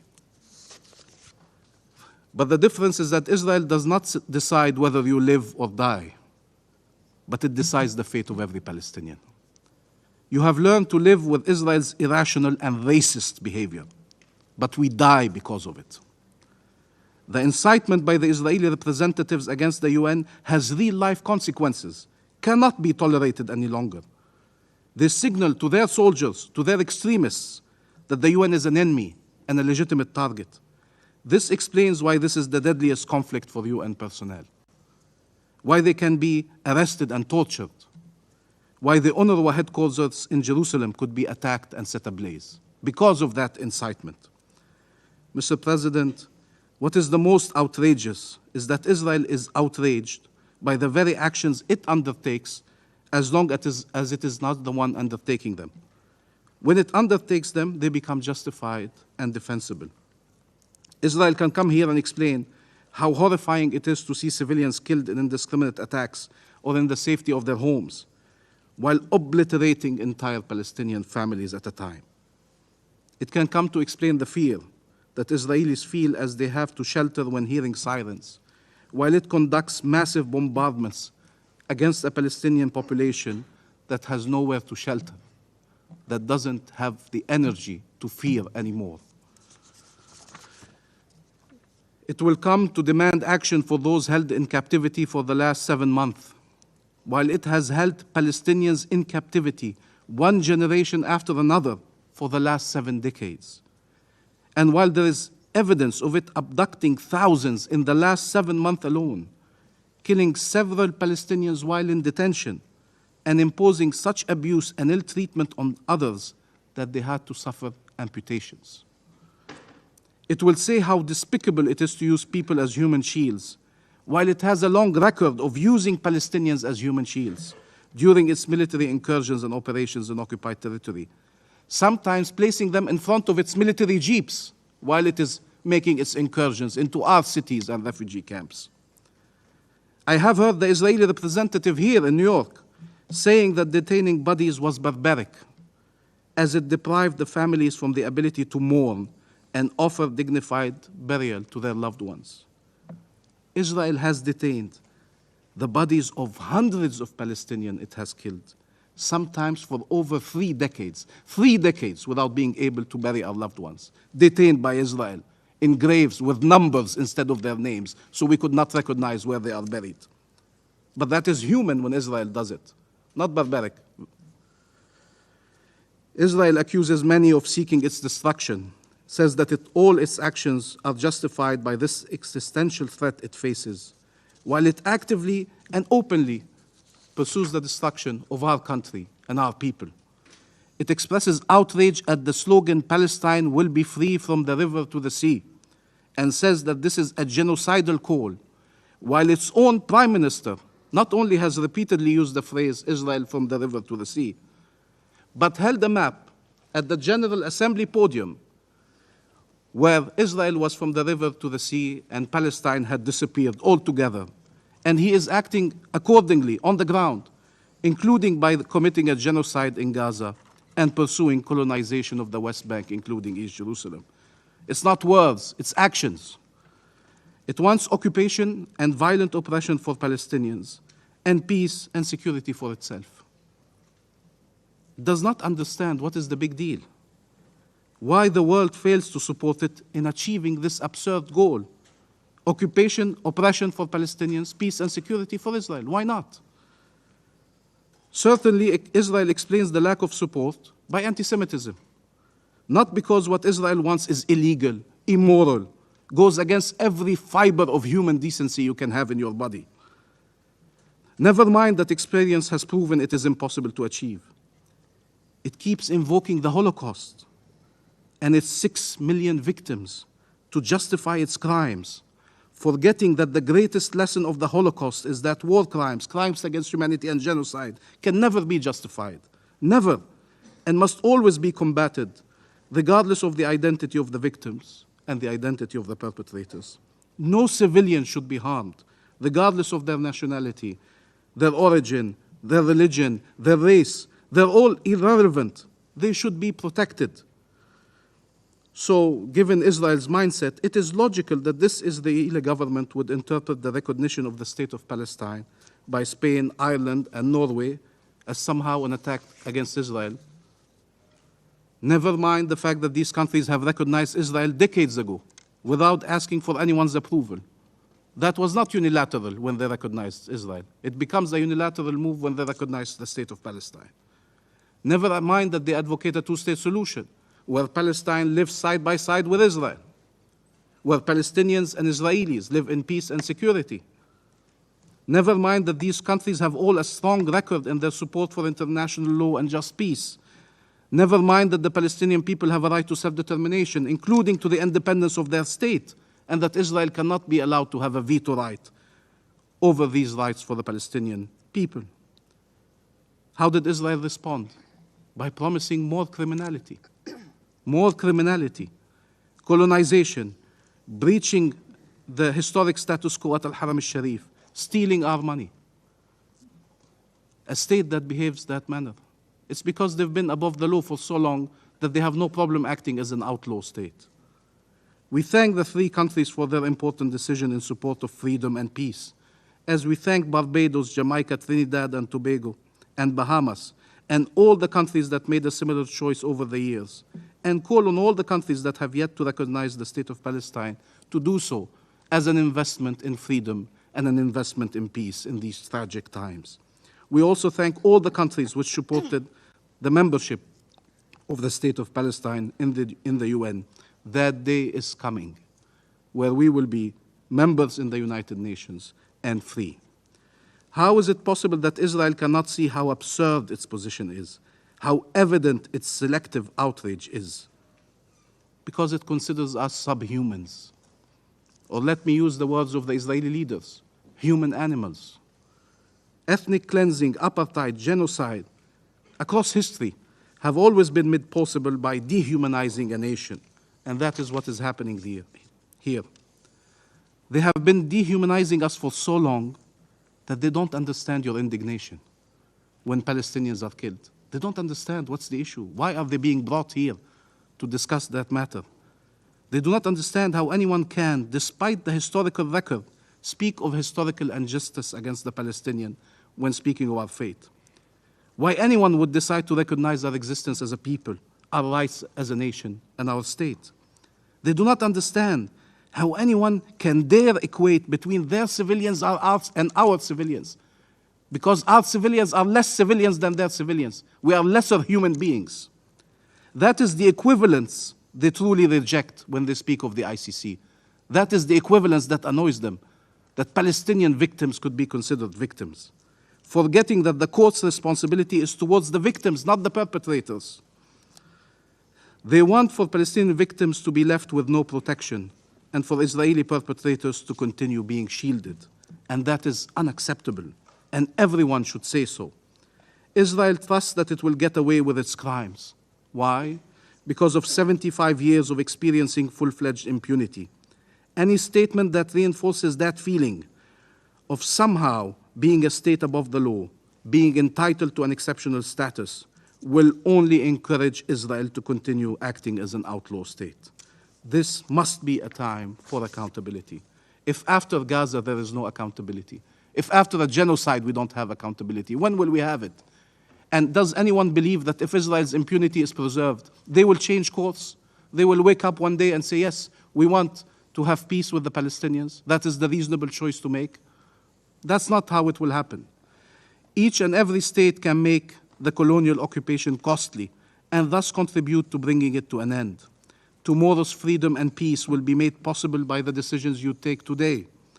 Allow us to tell our people who are suffering unbearable pain that help is on the way, and that this nightmare, this hell on earth will end, and that this solidarity they see in every corner of the globe will translate into resolute action to stop this genocide, achieve freedom, and advance peace.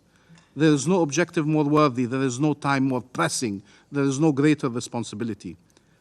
Finally, Palestinians should no longer have to die and suffer to remain on their land. Life in freedom and dignity in our homeland.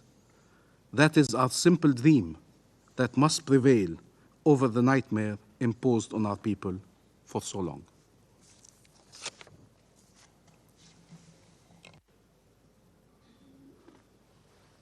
I thank the representative of the observer state of Palestine for their statement. I now give the floor to the representative of Israel.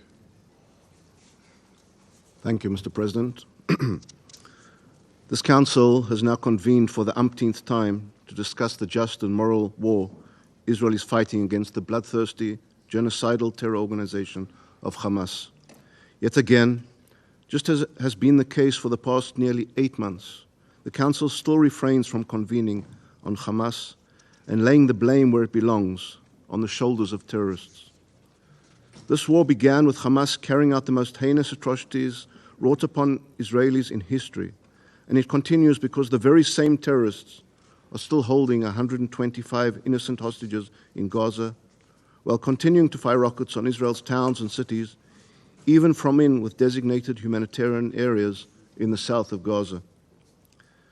Hamas has sworn to commit the horrors of October 7th again and again, until Israel is annihilated, and we are fighting this war to ensure that these atrocities can never be repeated. This war against terror is not just Israel's right as a sovereign nation, but our obligation and duty. Each and every member of this Council will do the same, because this is what countries do to protect their futures. But instead of focusing on the facts, the Council prefers to do anything it can to end this war, even if that means endangering Israel's security. Israel has been very clear from the outset. This war can end today without one more shot being fired. All that is required is for Hamas to release the hostages and put down their arms. These are our conditions, and we're not asking for anything more. But the reality is that Hamas refuses these terms. Hamas chooses to hold innocents hostage. Hamas chooses to continue firing rockets. Hamas chooses to exploit the civilians of Gaza as human shields. The terrorists chose to terrorize, and as a result, they must be held fully accountable. Yet sadly, the Council chooses to place the blame where it does not belong. Instead of echoing Israel's demands and holding the terrorists responsible, this Council chooses to convene almost weekly, even bi-weekly at this point, to hold Israel accountable for a war we did not choose or want. Such behavior is perhaps not surprising for an organization that eulogizes mass murderers. That the General Assembly will convene tomorrow to lament the death of a dictator that butchered his own citizens speaks volumes. Colleagues, if Hamas refuses to release our hostages and surrender, then we have only one option: to bring the hostages home ourselves and eliminate Hamas's terrorist capabilities. And this is what we have to continue to do. There are still 4 Hamas battalions in Rafah, and many of our hostages are being held there. Hundreds of terror shafts to tunnels have been discovered, while tens of Hamas terrorists have been eliminated. And I wish to also point out that Israel recently returned the bodies of murdered hostages to their families, bodies found in an UNRWA facility in Gaza. In order to accomplish our mission, we have no choice but to root out the terrorists in southern Gaza. This is why we conducted the precise strike on Sunday, targeting and eliminating 2 senior Hamas terror officials with the blood of many on their hands, Israelis and others. Israel's war is only against Hamas and terror organizations, not the people of Gaza. And every strike or advance is carried out after extensive verification to mitigate any civilian casualties. The strike on Sunday took place nearly 2 kilometers from the designated humanitarian zone, and the loss of civilian lives followed the strike is being thoroughly investigated. Preliminary findings indicate the fire broke out due to secondary explosions from terror munitions stored near the civilians. Where are the condemnations of Hamas for using Gazans as human shields and civilian sites as weapon depots? The loss of life on Sunday is a tragedy, but it is Hamas who must be held accountable. The Council must face the facts on the ground without being influenced by the half-truths and falsehoods portrayed in the media and through biased reports. There is a concerted effort to rewrite the truth and falsely paint Israel as the root of all evil, and this cannot be tolerated. South Africa failed yet again in its cynical attempts to exploit the ICJ in order to undermine Israel's inherent right and obligation to defend its citizens from the ongoing Hamas attacks and to secure the release of hostages still being held in Gaza in brutal captivity. The charges leveled at Israel are false and morally repugnant. Israel is fighting a defensive and just war, and every action taken is consistent with moral values and is in compliance with international law. Israel has not and will not conduct military actions in the Rafah area which may inflict on the Palestinian civilian population in Gaza conditions of life that could bring about its physical destruction in whole or in part. This is our moral code, and these are the facts. Colleagues, I will reiterate, Israel is fighting a war against Hamas and not the civilians of Gaza. This is why Israel is committed to facilitating the entry of humanitarian aid into Gaza from every possible point of entry. Despite Hamas rocket fire on the Kerem Shalom crossing, it is fully functional and aid trucks are entering. Israel is fully committed to ensuring the entry of as much aid as possible. Mr. President, it is imperative that the Council upholds its mandate. Stop accepting the lies of terrorists as facts. Stop emboldening those that seek Israel's annihilation. Stop parroting politically charged falsehoods designated to bash Israel. There is only one way for this conflict to be resolved, and standing blindly with one side while demonizing the other is not how to advance a solution. And it is surely not conducive to bilaterally recognize a Palestinian state following the most brutal massacre of Jews since the Holocaust. Such steps only serve to reward terrorism and embolden the Palestinians, that solutions can be found with no negotiations and zero concessions. This is not the road to peace. It is the road to further terror, bloodshed, and destruction. Israel is fighting not only on behalf of our hostages, not only on behalf of our security, but on behalf of all civilization. Stop taking the side of terrorism. I thank you, Mr. President. I thank the representative of Israel for their statement. I now give the floor to the representative of South Africa. Mr. President, South Africa wishes to thank you and members of the Security Council for giving us an opportunity to address the Council at this meeting today. We also thank Special Coordinator Tor Venesland for his briefing. The Security Council is convening yet again to discuss the perilous situation in the Middle East. We can remind the members of the Security Council that the situation in Palestine and Israel has been on its agenda for almost as long as this organization is in existence. We can remind Council members of their charter-mandated role to maintain international peace and security.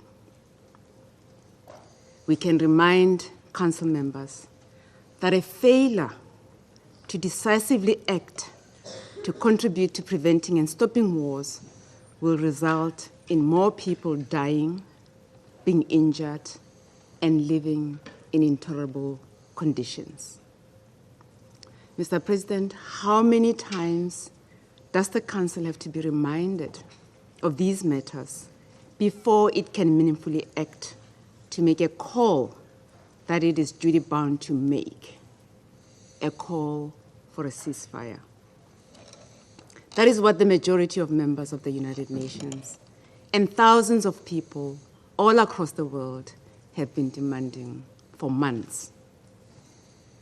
A call for a ceasefire so that we can halt the senseless killing of thousands of civilians, including innocent children, women, and men. The response from this Council to this call has not been entirely forthcoming. The legally binding resolution calling for a short-lived ceasefire in Ramadan was ignored, and the Council has not acted accordingly. Mr. President, in December 2023, noting its obligations as a state party to the Convention on the Prevention and Punishment of the Crime of Genocide, South Africa approached the International Court of Justice seeking an order to prevent Israel from committing genocide against Palestinian people.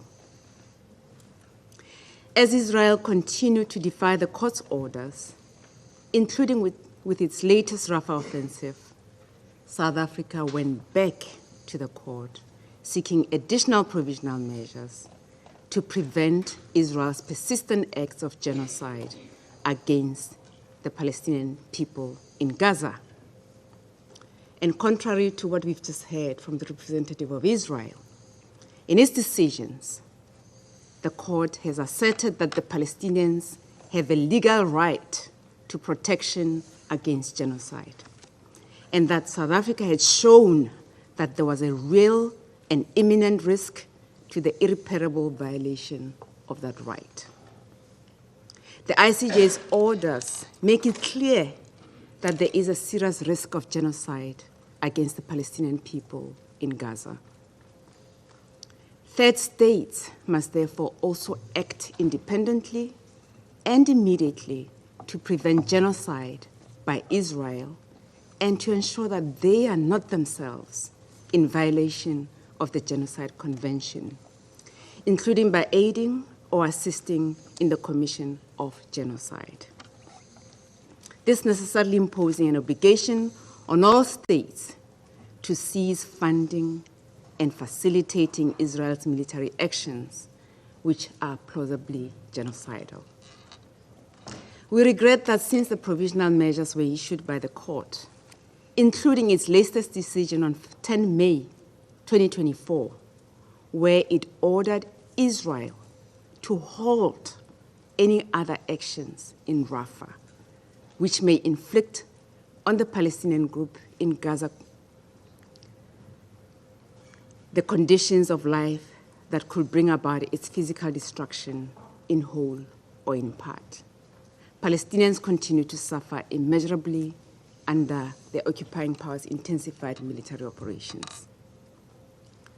The events of the past 7 months in Gaza have illustrated that Israel's actions are plausibly genocidal and are contrary to its international law obligations, including those in terms of the Genocide Convention. Mr. President, today, in a letter addressed to you, which we request you to circulate to the members of the Security Council, South Africa has provided the Council with a public dossier of evidence relating to the state of Israel's intent and incitement to commit genocide against the Palestinians in Gaza.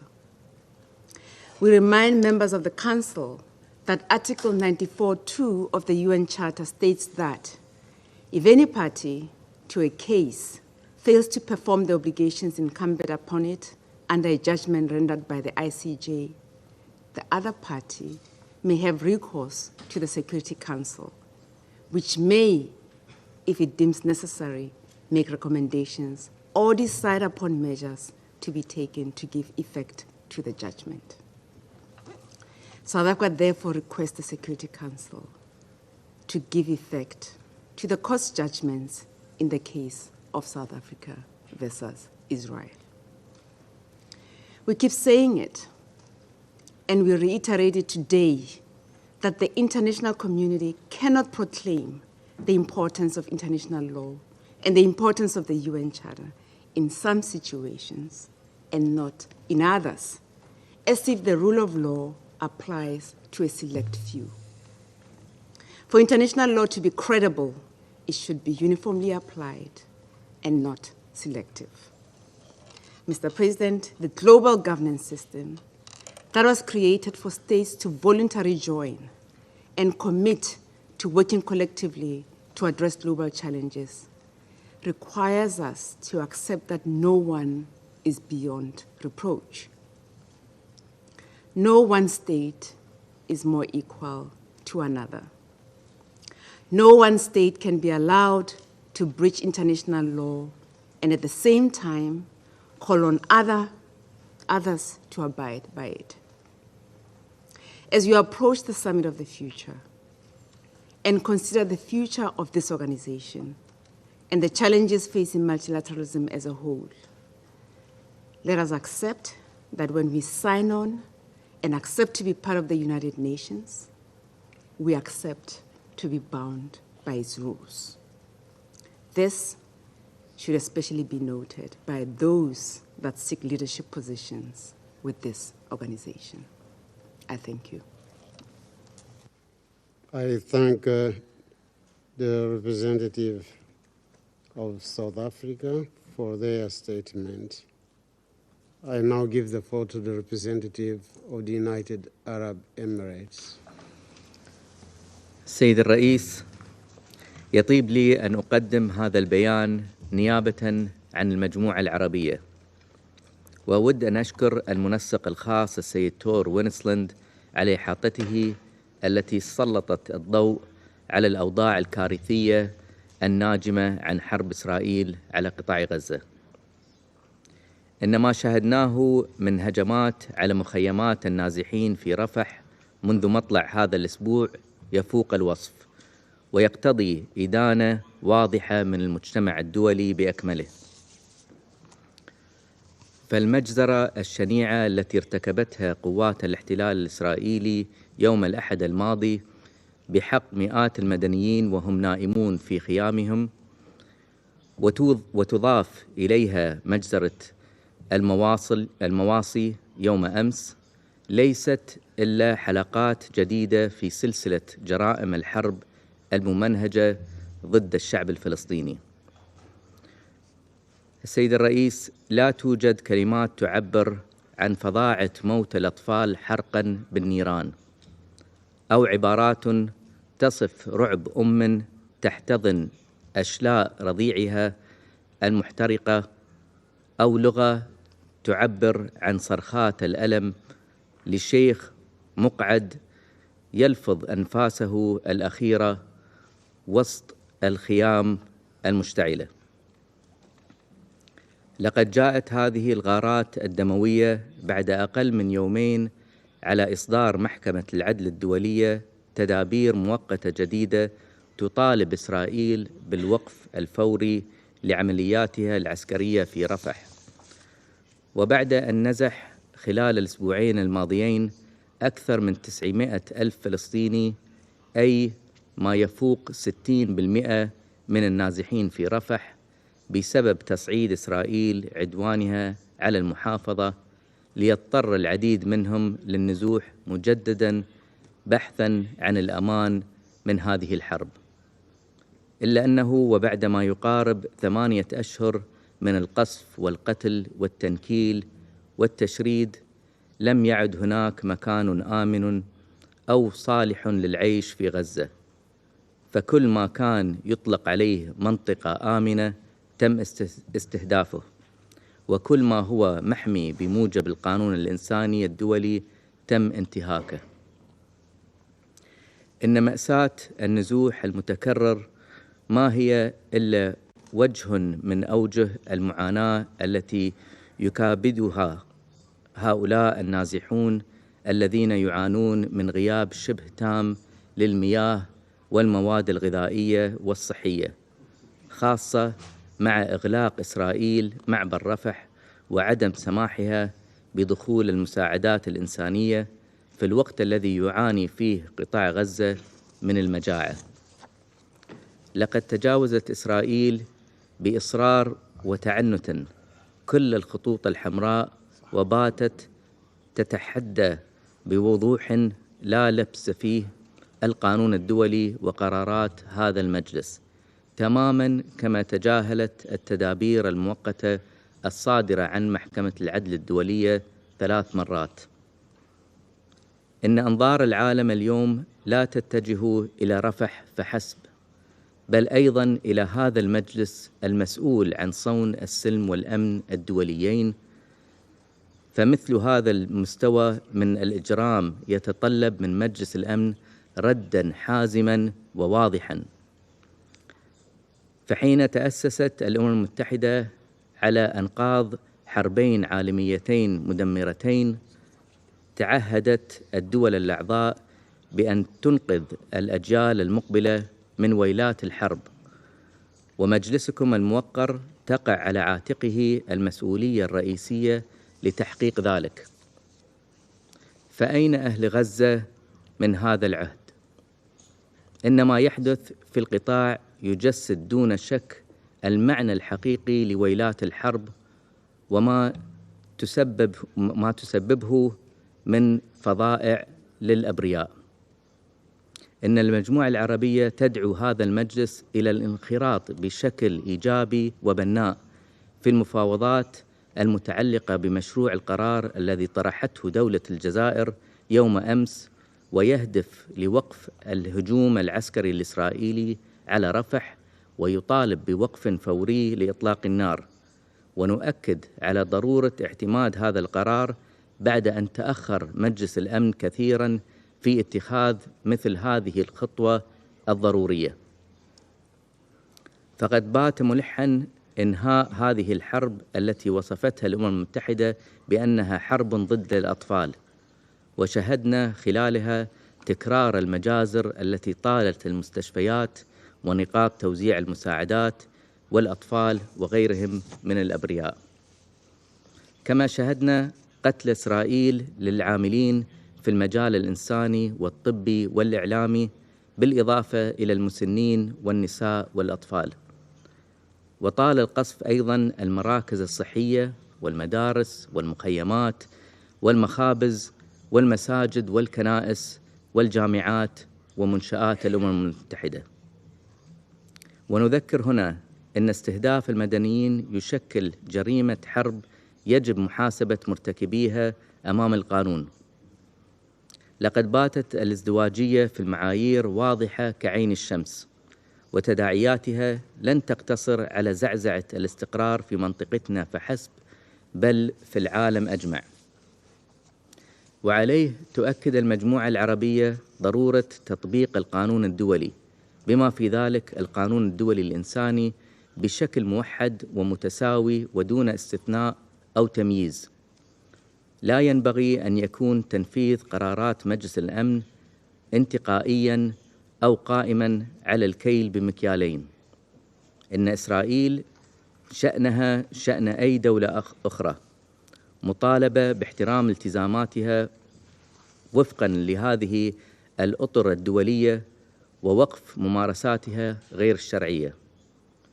ويجب أن يشمل هذا الضفة الغربية أيضاً، حيث تتصاعد التوترات لمستويات خطيرة مع تسارع وتيرة الاستيطان ومصادرة الأراضي والمداهمات شبه اليومية للمدن والمخيمات الفلسطينية، فضلاً عن الاقتحامات المستمرة من قبل المتطرفين الإسرائيليين للمسجد الأقصى المبارك تحت حماية شرطة الاحتلال الإسرائيلي وإعاقة دخول المصلين إليه، والذي يمثل خرقاً فاضحاً للقانون الدولي وللوضع التاريخي والقانوني القائم في القدس ومقدساتها. إن القمع الذي يمارس ضد الفلسطينيين لا حدود له، مما ينذر بتفجير الأوضاع في المنطقة في أي لحظة على نحو قد يصعب احتوائه. وختاماً، تجدد المجموعة العربية مطالبتها لهذا المجلس باتخاذ خطوات حاسمة لإنهاء الحرب على غزة، وضمان دخول المساعدات الإنسانية بشكل عاجل ودون عوائق لإنقاذ ما يمكن إنقاذه. وتؤكد المجموعة على ضرورة التحرك الفوري قبل فوات الأوان، حيث نقدر في هذا السياق الجهود الحثيثة التي تبذلها جمهورية مصر العربية ودولة قطر من أجل التوصل إلى اتفاق لوقف إطلاق النار وتخفيف المعاناة في غزة. إن هذا المنعطف الخطير من تاريخ الصراع يحتم على مجلس الأمن والمجتمع الدولي بذل كل الجهود الممكنة لإنقاذ حل الدولتين وإنهاء الاحتلال ووقف العنف وإحلال الأمن والاستقرار في المنطقة، واستقلال دولة فلسطين على حدود عام 1967 وفقاً لقرارات الأمم المتحدة ذات الصلة والقانون الدولي وميثاق الأمم المتحدة. كما أن تحقيق السلام العادل والدائم يتطلب دعماً قوياً للعضوية الكاملة لدولة فلسطين في الأمم المتحدة، فضلاً عن الاعتراف بالدولة الفلسطينية، مثلما أقدمت على ذلك مؤخراً العديد من الدول التي نثمن عالياً وقوفها إلى جانب الحقوق المشروعة للشعب الفلسطيني الشقيق. وشكراً السيد الرئيس. I thank the representative of the United Arab Emirates for their statement. There are no more names inscribed on the list of speakers, so this meeting is adjourned.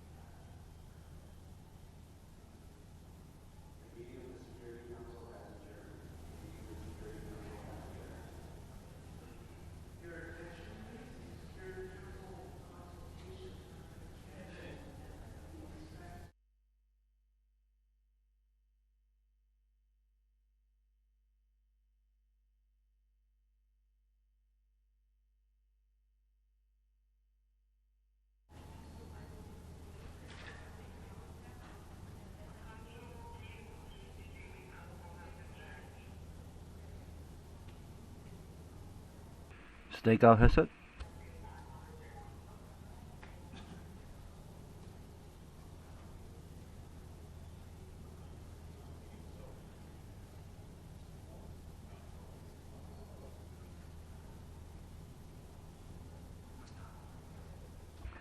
Bill has it.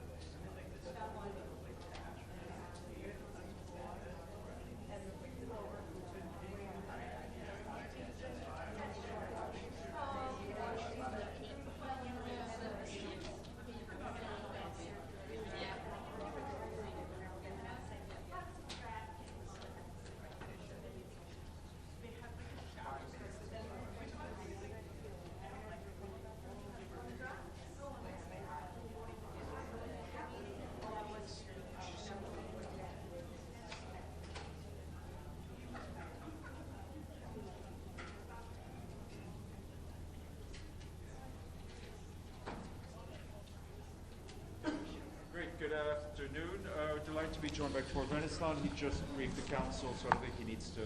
We'll go straight to questions. Kristen. Yeah. Thank you so much. Special Representative, we heard a lot of council members calling for the Security Council to do something to support the rulings of the International Court of Justice. Other council members have argued that would be counterproductive to bringing peace to the region. Do you think that it would be helpful? What would the impact be on your attempts to negotiate in the region if the council were to take action in support of the ICJ?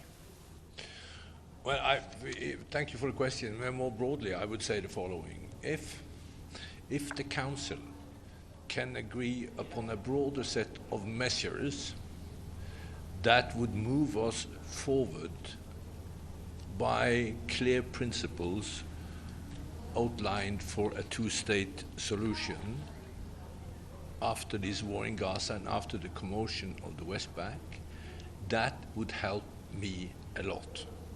When it comes to the issues relating to court decisions, that is more for the council to decide and see how they would do that and how the institutional framework of ICJ would kind of take these actions. That is a fairly complicated thing, and I don't know how fast it will move.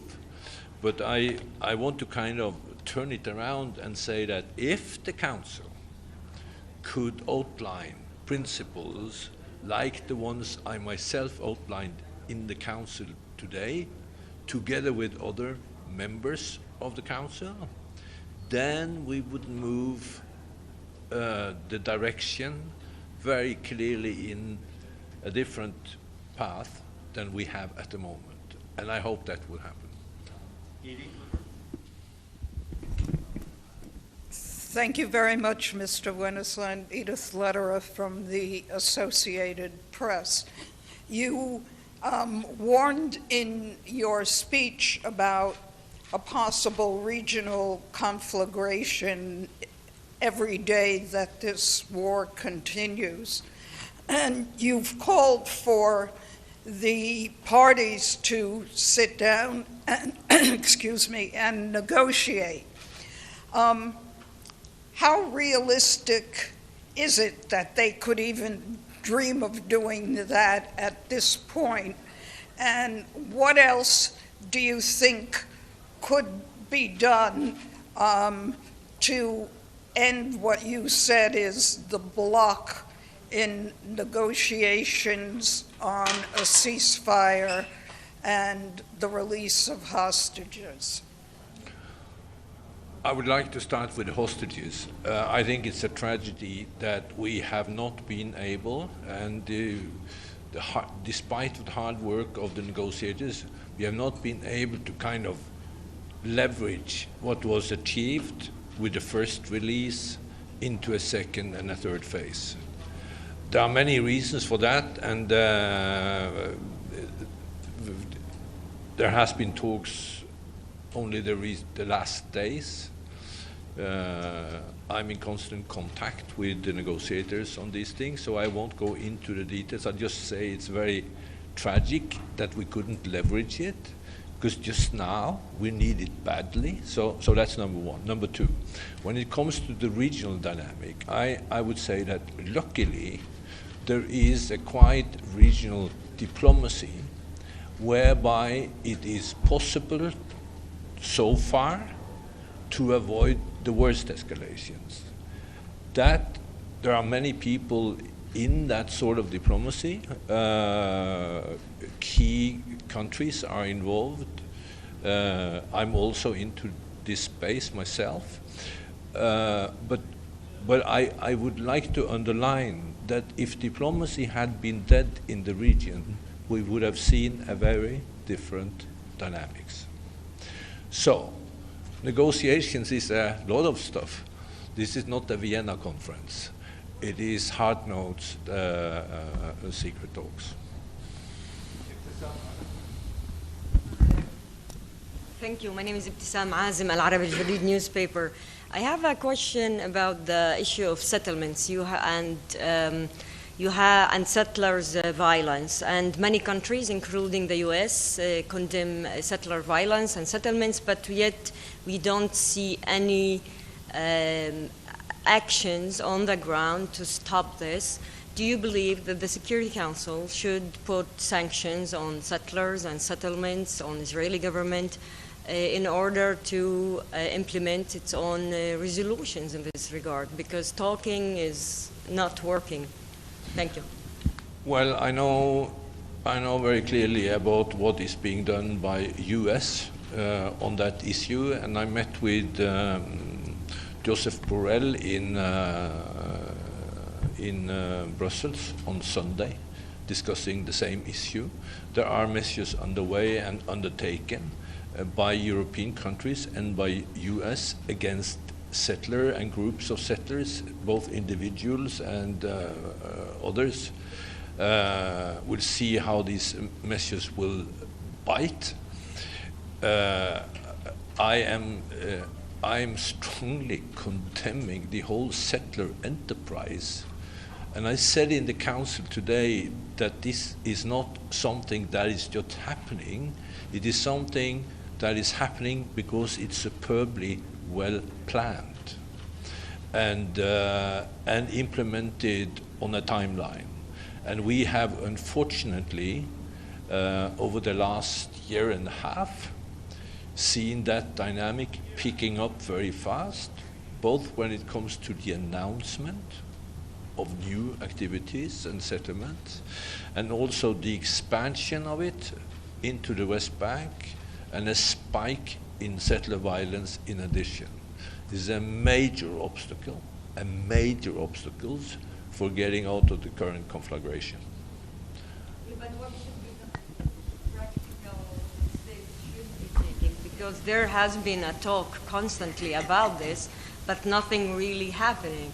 So don't you think that there should be more practical steps, and should the UN lie this out better? Well, I think what is very noticeable for those people who get affected by what decisions taken, both on the US and on the European side, I think we have started to see measures recently for the first time that is actually biting. And be aware, it's a long time since 2334 was adopted, and it is only more recently we have seen biting measures taken by member states.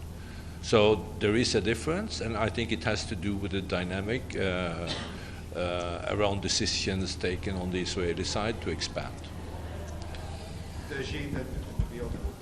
Hi, Mr. Wennesland. Shudeju with China Central Television. We heard about the illegal settlements and the war in Gaza. So have you communicated with the Israeli government officials?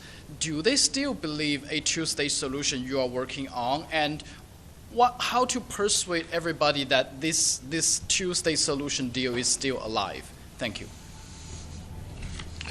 For sure, I've talked to Israeli officials and politicians about the two-state solution. What I do think is that we can't get started in full speed as if nothing had happened. That's why I'm saying that I put a lot of emphasis.